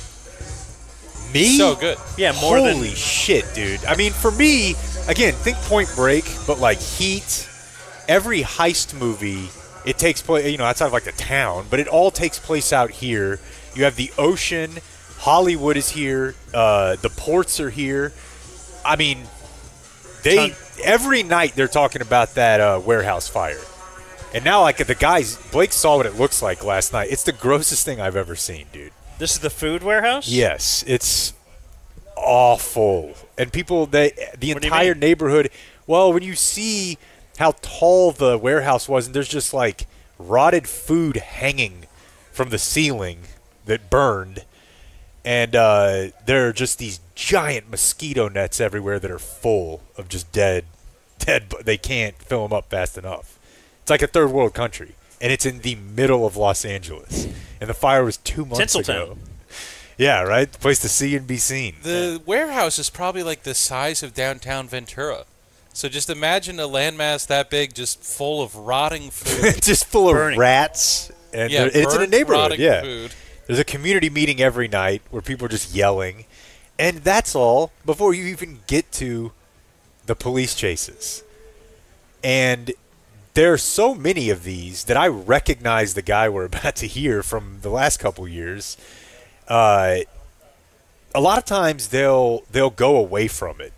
Like Pat McAfee had to explain on his show, because he's a pussy. Oh, yeah. He had to explain what a hard out is. A hot out. It wasn't my fault. This has been in television for years. Right.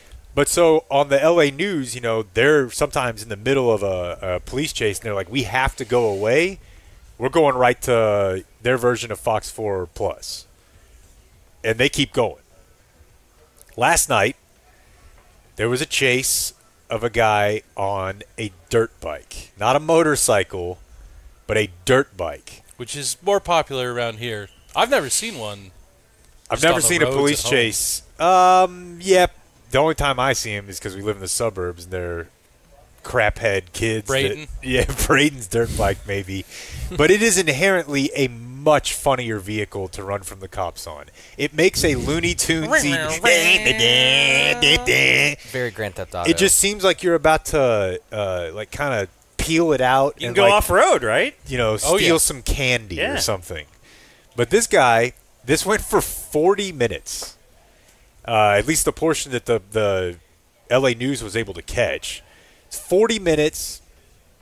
there are an insane amount of twists and turns. There's a 3-minute version of it right here. And we can stop and start. Just going to play the audio for you guys because I think you'll get a picture of what's going on. Right out of the gate, the guy's got like ski goggles, but they're on the back of his head. Real just kind of 90s bro. I mean, he looks like a Point Break crew member. And he is talking on a cell phone that he's holding on his shoulder like he's doing dishes. So he's on the phone. As he now pulls into this gas station, he will be cornered here momentarily. He will not have much time to do anything, but he's got several seconds for them to catch up here. So as he okay, at this point, he has pulled the dirt bike up to a gas pump to fill up. To try, he gets the pump out or the cord, whatever, inserts the nozzle, and at this point, the cops start to close in. basically looks around. Most likely hears the helicopters. He is trying to get gas. They will be pulling in here, guys. I've got to believe any second. Pulled the pump. This is really getting crazy really quick. This is dangerous under normal circumstances, but with a live hot pursuit, the risk here is amplifying by the second. He is dialing buddies up like there's no tomorrow. I mean, I don't know who in the world he's calling. I mean, he's coming within inches of oncoming traffic as he carries on. At this point, he shed the pump fell out because he gunned it when the cops closed in, ripped the pump off the hose, the hose off the pump.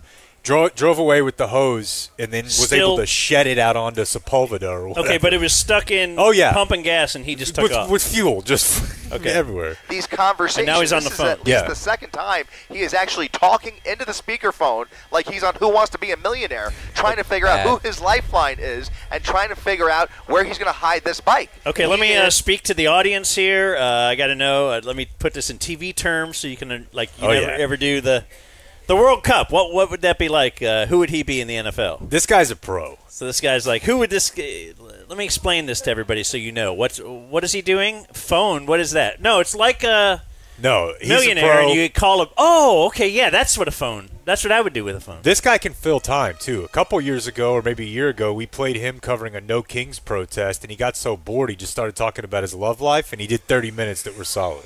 This guy. This is who they need, like in a Cowboys rain delay or something. Yeah. Now he's going to tell you who the guy was on the phone with, okay? He is apparently on the phone with one of our photographers. Somehow, he has managed to reach ABC7, and now, what in the world? He just. How long would it take you to do that? He got some. Okay. He's on a car chase. He's like the Joker. A current chase. He's got a fuel hose hanging out of his. Right, he's on speakerphone. But he got through and got one of the photographers who's he's like, get my right side. Yes. Like and the photographers, you can hear the guy in the chopper if you listen to the full version, like talking to the editor, and the guy's trying to tell him like, hey, the guy on the air is a middleman. Yes. Now, that's a great thing about the LA car chase stuff is because it's such a big deal out here and because it's on every night, like it feeds into itself of like, it's like after you've had a reality show going for a while and the contestants have been watching the show in previous seasons, like you know your roles. And you can kind of tell the news people have, I believe there's got to be at least some opinion that the police and the media following these chases the way they do makes them worse because the anchors were like, you can see they know the police are in his game now. All my boys they're playing are his game now. Okay, so now I'm cutting back over to the longer clip because at this point, the dirt bike, dude, we've been going 20 minutes. He's trying to get gas. He's making phone calls. Now he's going to take advantage of the fact that it's a dirt bike. He gets off-road. He's in a park. Nice. And he's going around. This park is not full, but it's like dusk. There's a lot of people in this park. Magic Johnson Park, which may be in the club. Before he got into the park here, he actually slowed down a little bit, and now he's, what in the world? He just... What? Did somebody leave? He got somebody left fuel for him. Is that gallon container for him and leave it in the park. He just put gas in that bike, Dude, now he's in the middle of So, he's like, in the did middle he call of a park. a friend and Yes. said, "Hey, leave a"? And it's in the middle of like a clearing, and it's a big like 2-liter Wow. Ozarka or Arrowhead thing filled up with gas. He pops the cap off and just starts chugging it into the bike, and then he ditches it. And every time he's doing this, the cops close in because he has to pause, and then he just gets right out of there. Somebody was able to drop gas off. Oh, because in the middle cops of were the park. coming. LAPD, look at people running through the park. LAPD in the park, now Yeah. crossing through this major intersection. That's Broadway and El Segundo Boulevard. People running for their lives through the park as he now tries to flee LAPD after a fresh gallon of gas that somebody left waiting for him in that park. This is unbelievable. Wow, we've kind of established a lot of precedent lately, Chris, in multiple pursuits, and that's a first again. Somebody leaving fuel in a park, he finds it, but the police came up to him right when he was transferring the fuel into his vehicle, and as a result, he had to drop it quickly and move on. He got a little bit in there. We got a color commentator. Yeah, dude, We got a play-by-play guy, and then it's exactly like that. Unbelievable. What does the what we are play-by-play seeing. guy I've make? never Like, does he make more than seen Kevin anything Harlan? like this. Can we get Kevin Harlan? I mean, you'd love to have Gus. In or- all of my years of covering pursuits, he just coordinated a drop-off, filled up with, or I don't know if he filled up, but okay, and then a little bit.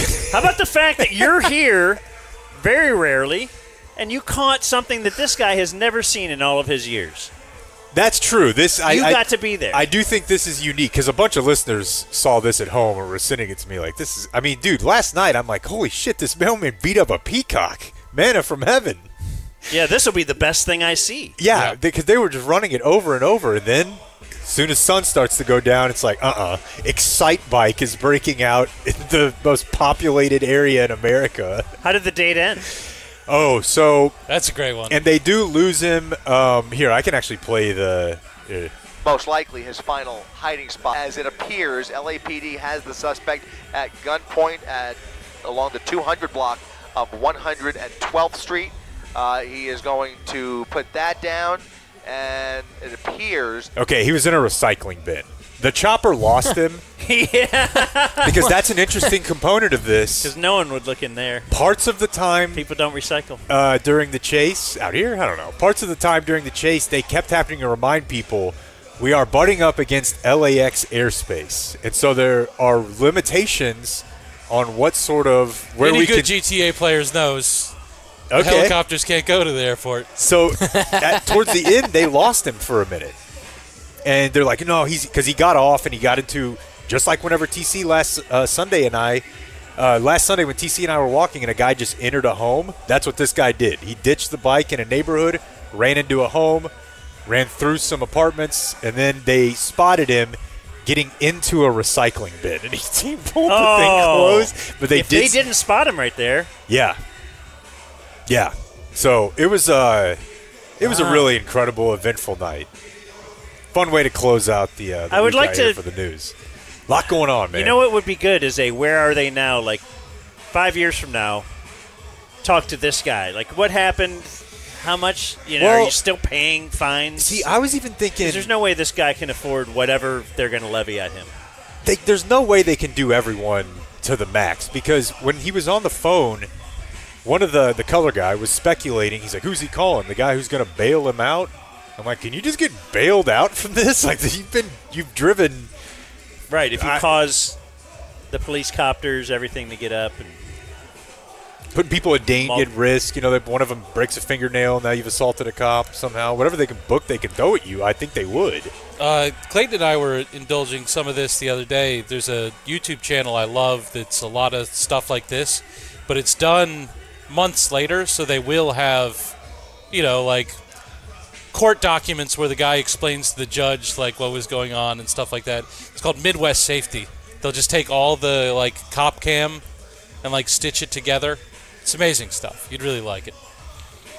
Well, this man, he got arrested, but this is 19 years old. I'm going to say that's our Dumb Zone California listener of the day. The Dumb Zone News. Like and subscribe.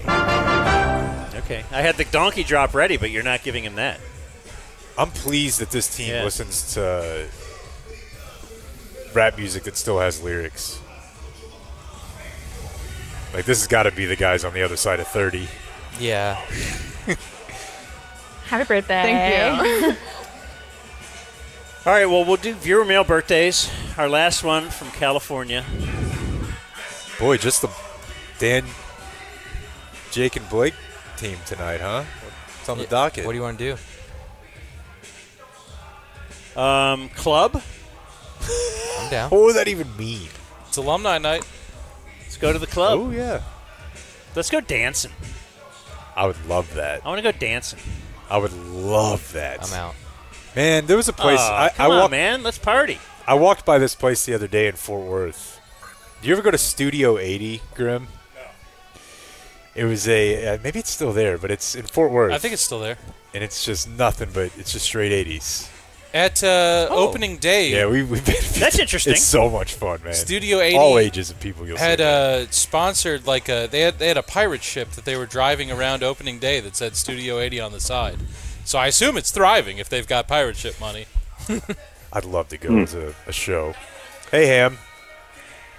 All right, viewer mail birthdays. What's up, fellas? I get to wish happy birthday to myself. I'm turning 55. I share a birthday with Wilt the Stilt. That's the only stat I share with him. I'm a day 4 sub, number 2279.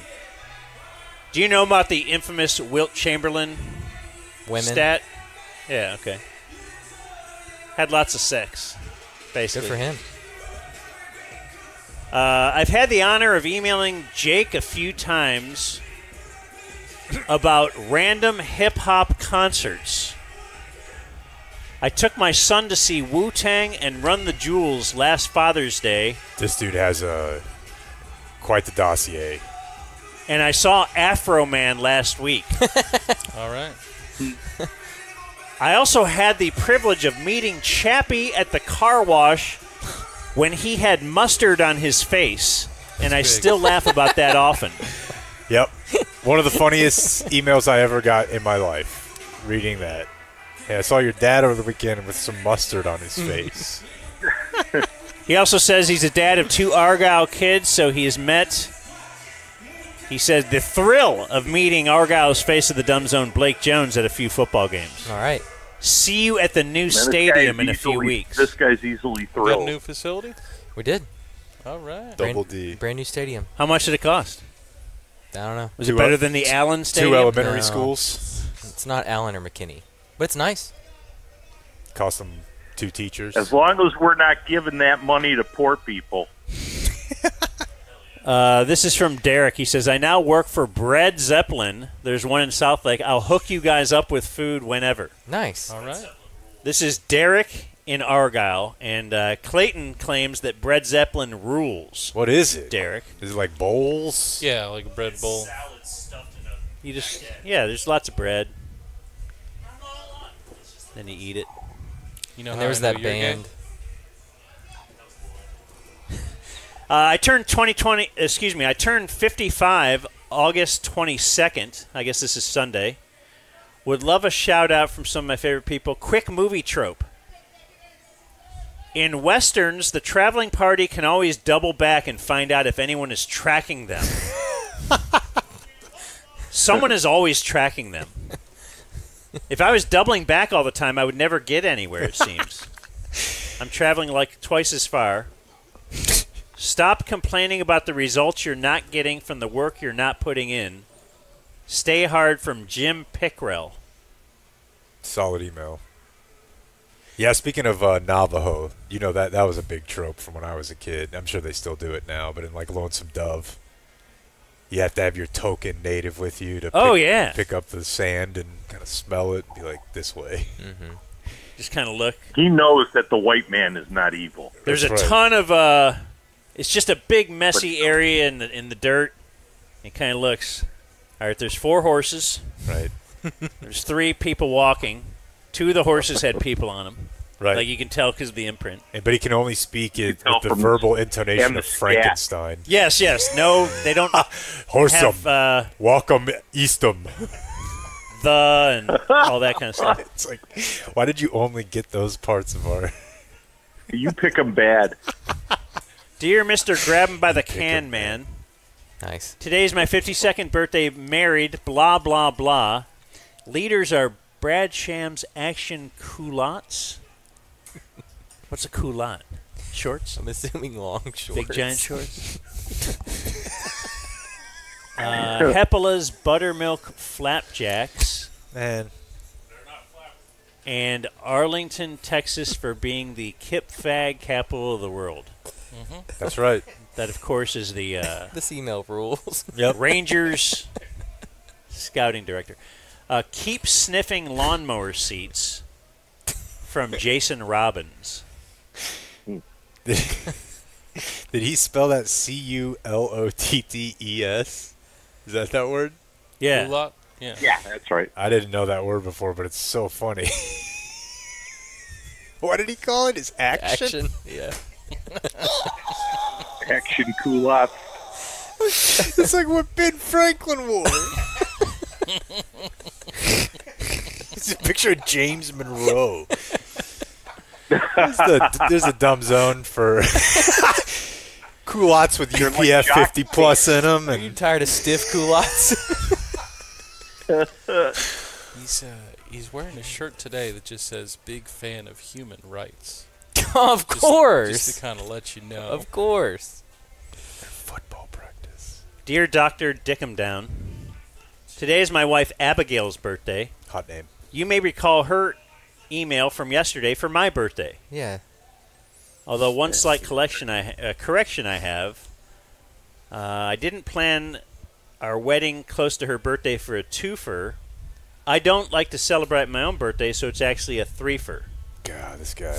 Anyway, it's Bird Abby's. down. It's Abby's 25th birthday, so we're excited for her brain to finally fully develop. Nah. She will be woken up in that special way. Her leaders are Bad Bunny halftime show, herself for her cool pregnancy announcement, and probably me. Probably. Never punt when you have Brandon Aubrey from Will. So you're still married after the email from a couple days ago. Yeah. That's nice. So far. Yeah, I like how they always this is how we get into the manosphere. Oh, we never talked about break and contain. It was on my run we'll sheet get to and everything. it before we close shop. Damn it. No, I like when they're like, oh, yeah, man's brain's not fully developed till he's 25. I'm like, are you bragging about the fact y'all stops developing earlier? It's like, nah, we're good here. we just stop. We're good. It doesn't take as long to grow. It's not getting this big. No, it's just That's what I'm saying. peanut. So fun. My brain's a shower, not a grower. Greetings, California crevice hunters. Today's my 36th. Not woken up in that special, most special of ways, so I did it myself because I'm married. Leaders are Blake's slightly feminine Argyle Lady Eagle play-by-play cadence, Jake's high tea, the blocked on Twitter by TC Club, and Dan's tinned fish smell. For my birthday, I would like Jake's thoughts on hashtag defund Paw Patrol. Keep flicking that bean from Justin. Yeah. They're becoming semi-militaristic, don't you think? Yeah, you could really tell when they got an infusion of cash from a new line item budget. They get all their paramilitary equipment. No, I think that TC's all cops are bad guys, so he's out on Paw Patrol. I love the boys in blue. It might have been your wife who once told me that. But I think that show just sucks because it has no ambition. There are good kid shows and there are bad ones, and that one sucks. Yeah, the daughter never had the slightest bit of interest in it. Yeah, it's not developed. There's a reason Romo's really into it. They're very short stories. stories. You can follow the plot. Yeah, just nothing to it. I thought you'd be into Mayor Goodway. Paw Patrol isn't pulling over any legendary ex-quarterbacks. Is that the new mayor with the big ass? Yes. Yeah, no, they'll put big asses in Paw Patrol. The movie, they have a female villain with... It's insane. Yeah. There's just no excuse to have... And she's in a prison jumpsuit and just with just a giant ass. And she's supposed to be the mad scientist that's evil. Yeah. And she's just dragging that wagon. Yeah, you're already kind of supposed to think she's hot. Right? Yeah. Like, oh, what's she's up to? They're like, make her ass bigger. Dan took a picture with a woman yesterday. Oh, yeah. Who? The You sushi did. place. Oh, I took a picture with her. Yeah, that's what I said. Okay. No, I thought the way you said it is like I secretly took a picture of. Well, somebody. don't make it not creepy. It wasn't creepy at all. It was a little bit creepy. What happened? She loved it. She had no idea what was happening. We see the same nice lady at the sushi place. I've been every seeing single her year. for over a decade. It's the sushi place that Craig Miller loves, and we would go there together once a year. And and I sent the picture to Craig Miller. Aw. And he showed jealousy that he wasn't there. And he feels shame. Now, did you edit it with the ass slider? Yeah. That lady did not have a big ass. I don't know what you're talking about. You're That's looking at a old. sushi Well, restaurant. she didn't have one to start with, but by the time that picture and I have was one said, more she did. controversial final birthday here. Uh-oh. It's from Kelly, who writes, I know you're not going to be happy about this. Jason said he didn't hear his birthday shout-out. Any chance you would do a belated one tomorrow? Wow. And this was from Monday. We had an email from Kelly who wants to wish my husband Jason a happy 40th. She called him J Money. Mm-hmm. You rated their kid's name? I remember Maxwell, that. Elliott, and Annie Mae. Now, okay, I won't say my thoughts. I just want to open it up for this. I feel this is a very controversial email. So does anyone else? In a previous iteration, if you missed it on the radio, it's gone. You can't. Right. But in this new world, you could just go back to that episode and listen to it. Is that your problem? Yeah, very clearly. Like, does Jason only listen live? Tune in live on YouTube? That's the place we're available live every day. For now. But yeah, that seems really weird, but you've already read it. So now I it's wouldn't like, have. Now it's like... I would have blocked that email. You would block Kelly's email? Absolutely. Well, that's surprising. Now, what if she is locked? Yeah, I don't like to block. I like people to lock in annuals. Just do it again. Well, I kind of did, but all right. I told you it was I told you it's controversial. I'll go controversial on you. Game Day Men's Health presents On This Day in History. For a while, we were doing like, Indeed, hey, it's my GameDay.thumbzone.com. My kid's first grade teacher's dog's birthday. You got so loosey-goosey towards the end there. So that's not the worst. Okay, well, why do you have to criticize me to say that this was okay? Because you read it. So today is Thursday, August 20th. On this day in 1884, the first boxing match was fought with gloves. Pussies. Boy, yeah. Why don't you put some dresses on them? One time, Soroy was filling in on this day, and he called them bitch mittens. I've never forgotten that. He's right. Yeah, I mean, they think in Ireland you can still find on YouTube. They still fight without gloves. Yeah, YouTube. Really? They fight in Ireland? Yeah. The year 1938, the place Cleveland. On this day in 1938, about 10,000 people on a Saturday morning went to an event organized by the Come to Cleveland Committee. Okay, good. Ew. So 5 members of the Indians attempt to set a record by catching a baseball thrown from the top of the Terminal Tower. The Terminal Tower, I believe, is once the second tallest building in the United States. Oh, it's big for you. You sound like Borat. Yeah. At one time, Cleveland have not tallest, but second. And Henry Helf, you know him as the third-string catcher. He caught a ball. They estimated, because it's 1938, right, that it was traveling at the speed of 138 miles an hour. Yeah, they kind of like eyeballed it. I don't know. It sounded like 138. They had a horse falling next to it. It's the only way. And of course, we have no.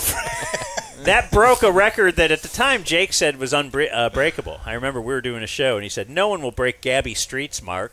See? Gabby Street had caught a ball. He was a Washington Senators catcher. In 1908, someone dropped it off the Washington Monument.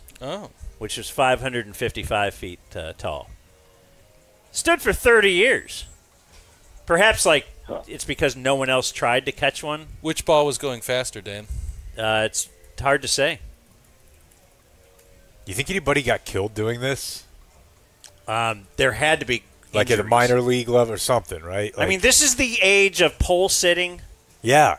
Catching balls that are dropped off, real high stuff. Okay, so everyone's eyesight. Trains versus horses, you know. I mean, I guess race yesterday. The Indy, yes, we're trying a lot of stuff. Now you are talking about baseball players, so even back then they've got the best eyesight of anyone. But imagine, I mean, just looking up 7 stories, 7 whatever it is. I feel like death is not out of the question. On this day in 1989, entertainment executive Jose Menendez and his wife Kitty were shot and killed in their Beverly Hills mansion by their sons Lyle and Eric.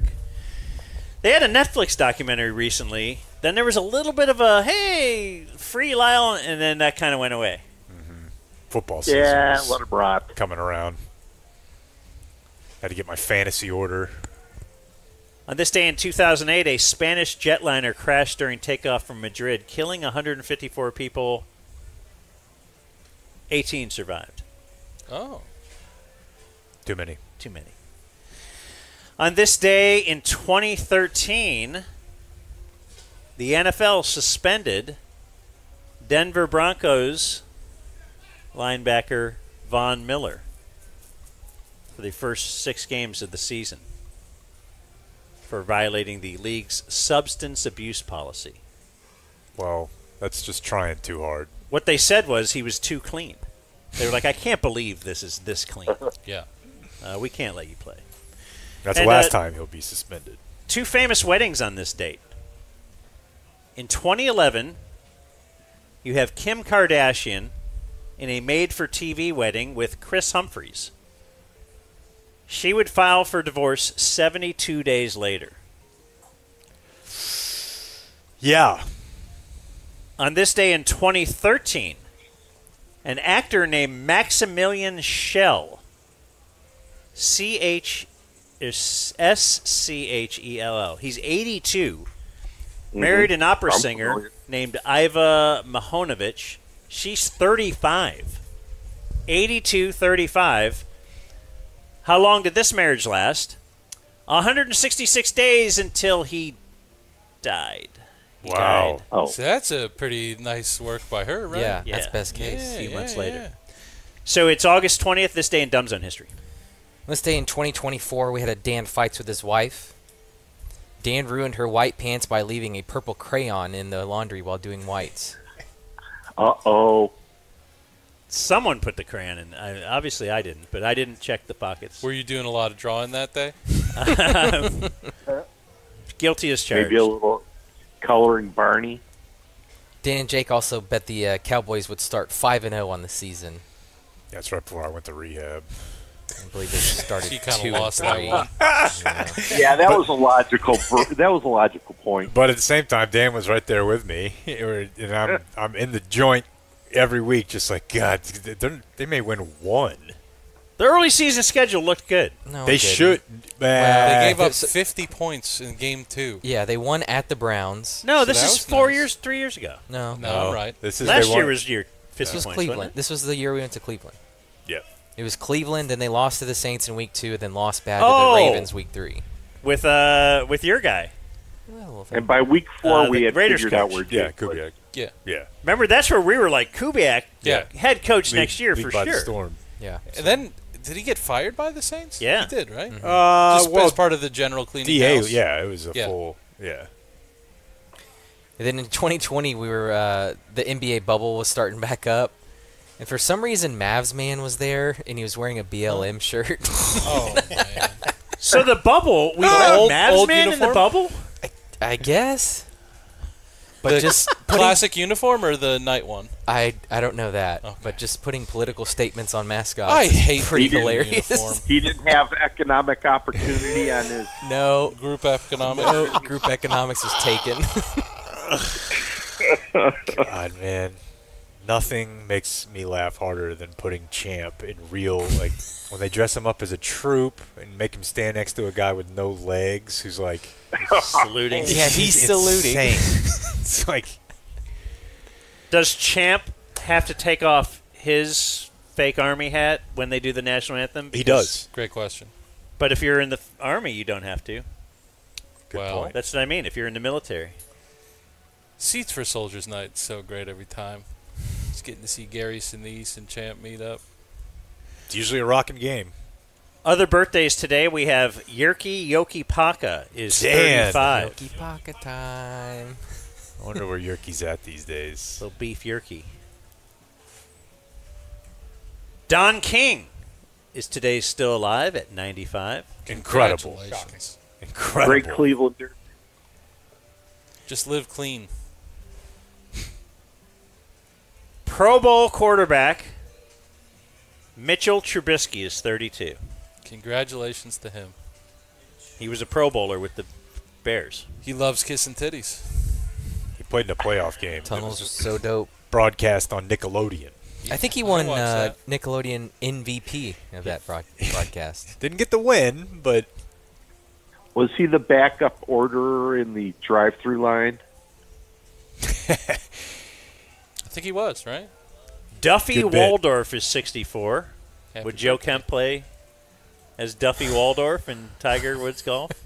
Boy, that's a good one. Todd Helton is 53. Greg Nettles is 82. Now, Greg Nettles is a player that I had heard of as a kid, but I think it was just a little bit out of my sports watching. And I bring him up next to Todd Helton because Todd Helton has a 61.8 WAR in the Hall of Fame. Greg Nettles' 67.9 WAR not in the Hall of Fame. Wow. The Hall of Fame is watered down. Yeah.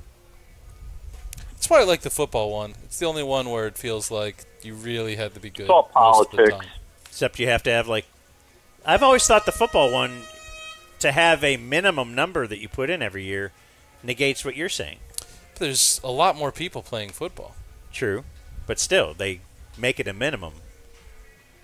Kind of saying, well, even if there's not enough this year. I feel like there's the basketball one's the worst, where there's a lot of people who are pretty mid basketball players that are Absolutely. in their Hall of Fame. Including Derrick Rose, who they want you to put in. Or you want Derrick them to Rose absolutely belongs. Why have a Hall if you're not going to have Derrick Rose? And then the baseball is a middle ground. And just if you're looking at the average quality, when you're walking around feeling the busts, as I was last week, the people in the Football Hall of Fame are great. Blow me up on feeling the bust, bro. Did you catch the guy that they had on closed circuit TV that would just wait for questions at the Hall of Fame? What was that? No, I didn't see it. No, when we were at the Hall of Fame, and it was like a month ago. Oh, They the had guy- British guy that would talk to you? Yes. That was so weird. There's a guy that's like Yeah, on a Zoom call that just anyone walking by, he's like, "Hello, I'd like to tell you about Yeah, football." right. We walked past him. He said, "Hey, how you doing, mate?" I'm like, "What the hell?" So it's a live feed. Yeah. And I don't know his story. He knew the tour guide with it. Like, he was like, "Oh, it's so good to see you, Martha." They just pay him to stay. Right. Okay. The tour guide knew who he was. Connie Chung is 80, married to?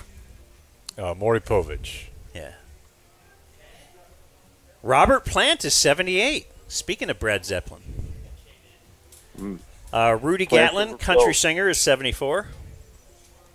Al Roker is 72. He's from Cleveland. Used to be real fat, too. The Today Show weatherman. Oh, yeah. Did you know he was a big man? I predict snow, But Al they Roker. They wouldn't let Actor, him out of Cleveland unless he got skinny. actor Ray Wise is 79. He's well known on Twin Peaks. I never got into that, but I've seen him on Tim and Eric. Tim and Eric Is it like time him. for sprints? Demi Lovato is 34. Too Actress. Too much Demi Lovato? Too much going on with her. It feels like it's... Calm down a bit. I thought it has. I guess it's been a bit, but I don't know. She got man. sober. Good for her. She was she was definitely had an era Man, out here. You can't swing a dead cat without hitting somebody who got sober. Mm-hmm. It's true. What's up with that? Time for me to zig. Amy Adams, actress, 52. What a talent. In one of my favorite, if not my favorite movie. Arrival. Oh, yeah. I love Arrival. You know that. Andrew Garfield is 43. I was actually thinking about Arrival when I was falling asleep last night, thinking, would I still think it's as good, or was I swayed by the fact that I also had like a young daughter at the time? Because you get a little emotional there. Definitely. Get a little tear to the eye watching Arrival. Problem is, I've just been gay like a dad my whole life.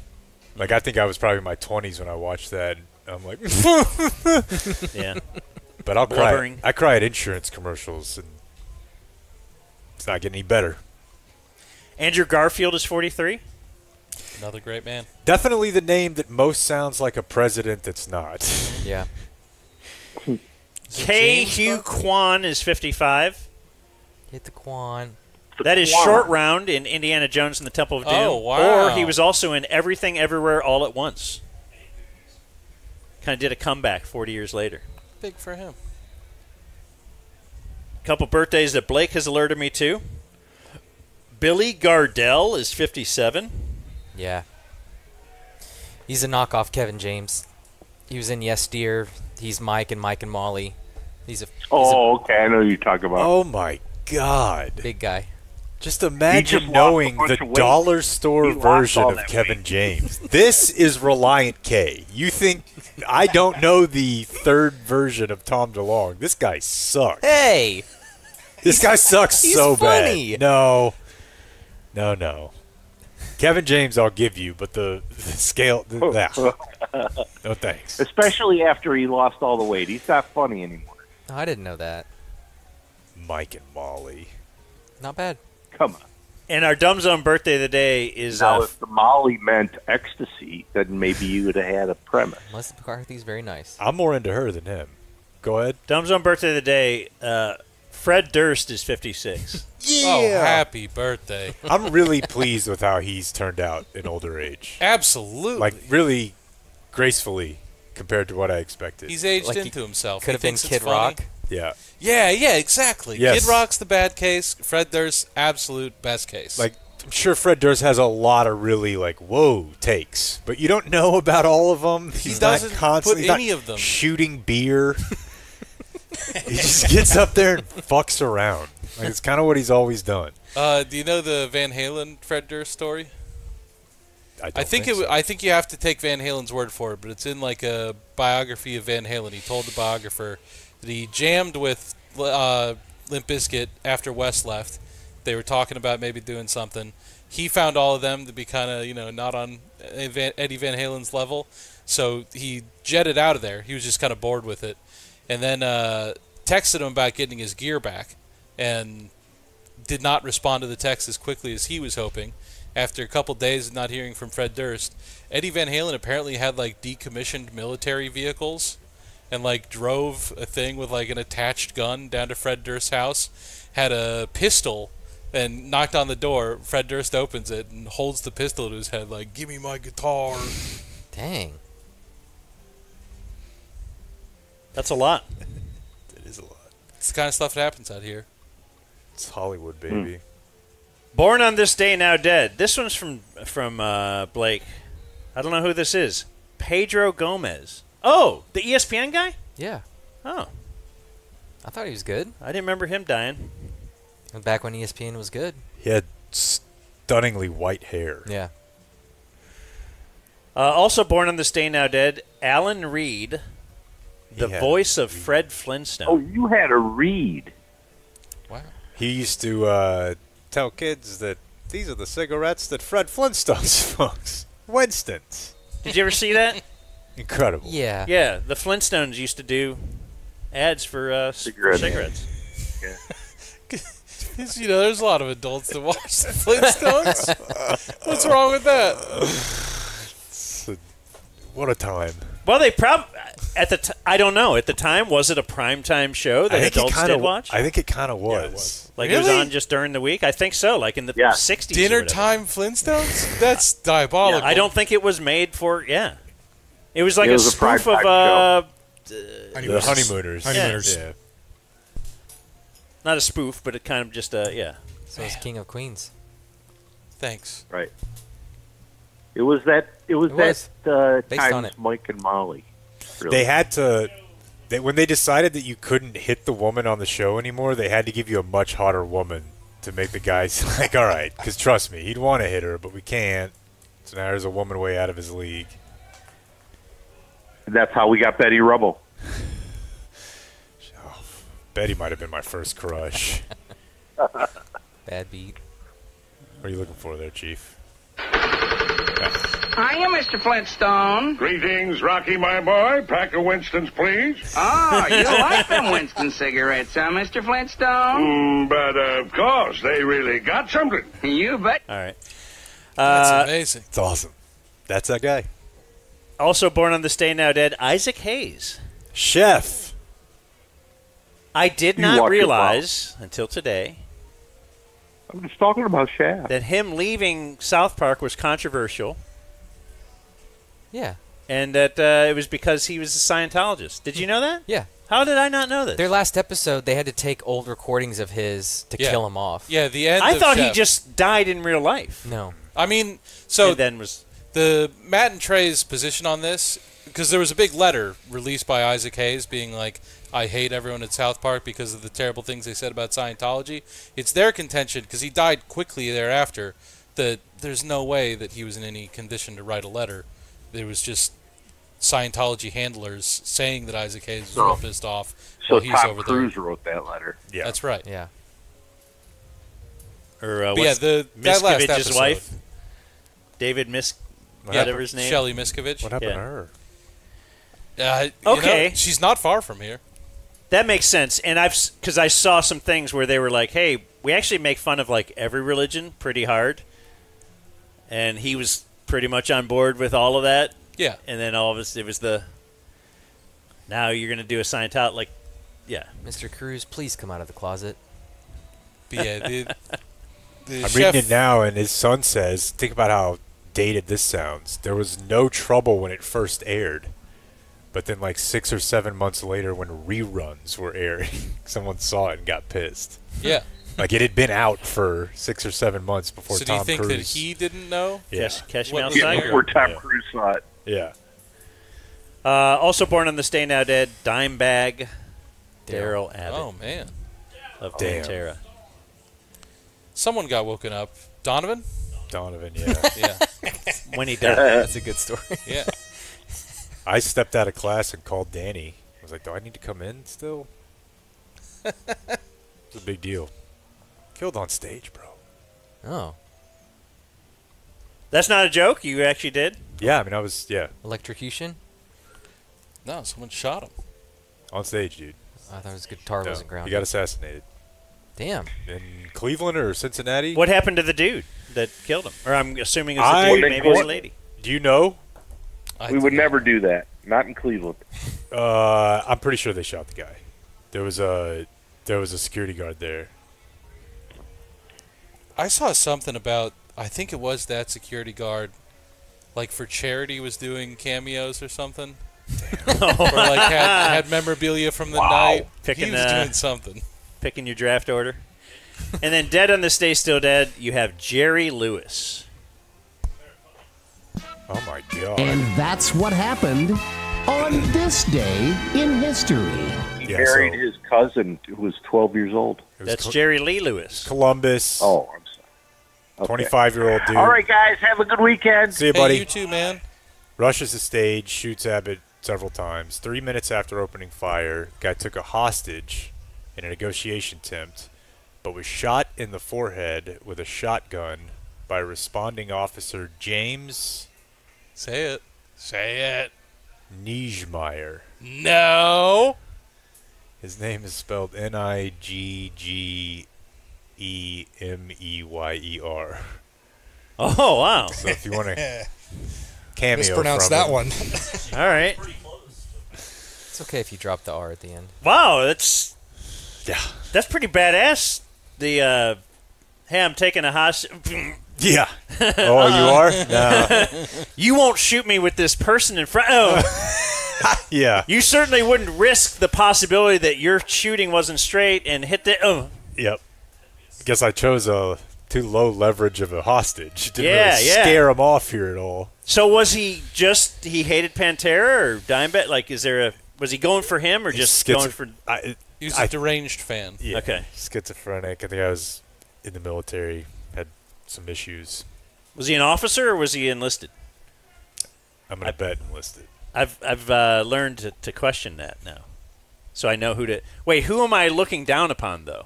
Well, neither they really. Each are looking down on maybe on each other. The nut jobs will be from the enlisted ranks, though.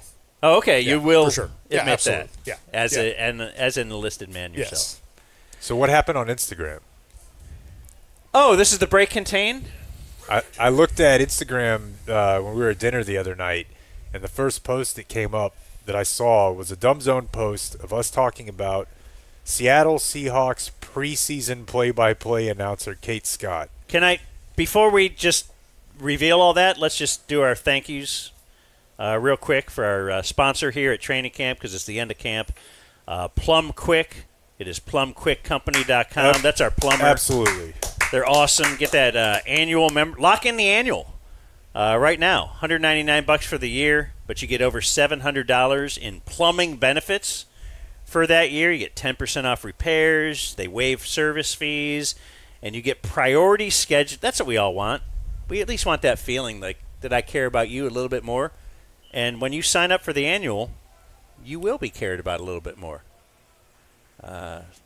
469-331-3669. We have the Parlay Collective. We love Audrey over there at the Parlay Collective. That's our marketing firm. That is parlaycollective.com. That's them. Wait, do I have a camera somewhere near me? I hope you get your word out. Yeah, there you are. There you are. They do marketing. They've helped us quite a bit. Help businesses. They can help, individual influencers as well. Maybe you're like TC, and you're just trying to be an influencer. Like posing for pictures and stuff. That's what TC does. Yeah. Nightly at the beach. Brand deals. And then how about Puddle Pools? We have puddlepools.com/dumbzone. They got the annual too. You get a month off, a month for free of the pool service if you lock in the annual. They stole that bit from us. Probably. I don't know. Thanks to them. And and Game Day Men's Health. GameDay.dumbzone.com is a sponsor of our trip out here as well. Out here, California way. And gold. All right. So what happened? Instagram. You call this breaking contain. What does that mean? Well, if I look at an Instagram post of ours and it has 100+ comments, like I know that something has happened. There's no way that our audience is that engaged with one. They're not going to go back. That's not where they go back and forth. There's no reason for it other than a lot of people who don't know anything about our show have seen this clip now and have an opinion. And this happened previously with... It's happened a couple times. Some country that we were making fun of? Or? Yeah, Belgium was mad at us for not knowing that they spoke whatever they speak. He's really Belgianese. Taking it to heart. What's another it's one? French. France. Well, it's French. I don't care. Yeah. I just at the root of it, I don't care. I was making a comment about my time on a Southwest Airlines flight. That's it. How there were a lot of maybe other side of 60 hot flight attendants that were still really taking care of themselves and putting in the work every day. And that had a life cycle. Breaking containment, where initially we were pigs, and I can't believe this is a lot like talking about the Latina teachers. Oh, people were upset that you were saying these women are hot? Yeah, and okay. then it seemed to have found its way into Southwest flight attendant Instagram, and from there we were off because there were several comments from flight attendants that were like, "I'm 62 and hot as hell, still working out every day, doing like." It went. That's the perfect. We got to girl power. Yeah. So when I first looked at it, now I don't know if we've arrived on the other end on Kate Scott. Blake will have to let us know. But we're at dinner the other night, and I'm like, I think something's happening. And I look at it. And like, dude, we got like 115 comments on this post. It's a day old. And it was us ripping on her. For the most part, you know, kind of just her affect is we're here tonight at Lumen Wasn't she the Field. one telling the story and it's like, and then he said, bro. Hey, bro, you still play? Hey, bro. Hey, bro, you still play? Play a little ball? You play ball, bro? Most of the time in the comments, it's people whose algorithm we've hit are piling on all together. This one was more split. A lot of people do say that she sucks. But the people who are against us typically have funnier comments. One of them, she's on TV, you podcasters. I felt compelled to respond to that. DZ it's the only TV, comment I've ever responded to. every. I said we're on TV too. Are these guys serious? Y'all sound like a bunch of women. And my personal favorite, you beat your wives. Whoa. Is that an order? What a leap. I know. You hear us talking, you're like, there's a few guys who beat up on women.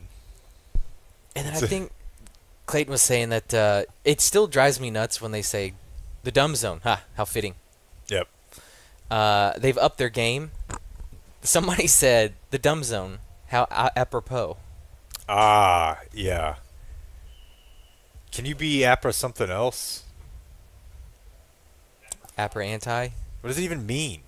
Is it like Latin? I mean, APRA is before. Right. Is it? The dumb zone. Yeah.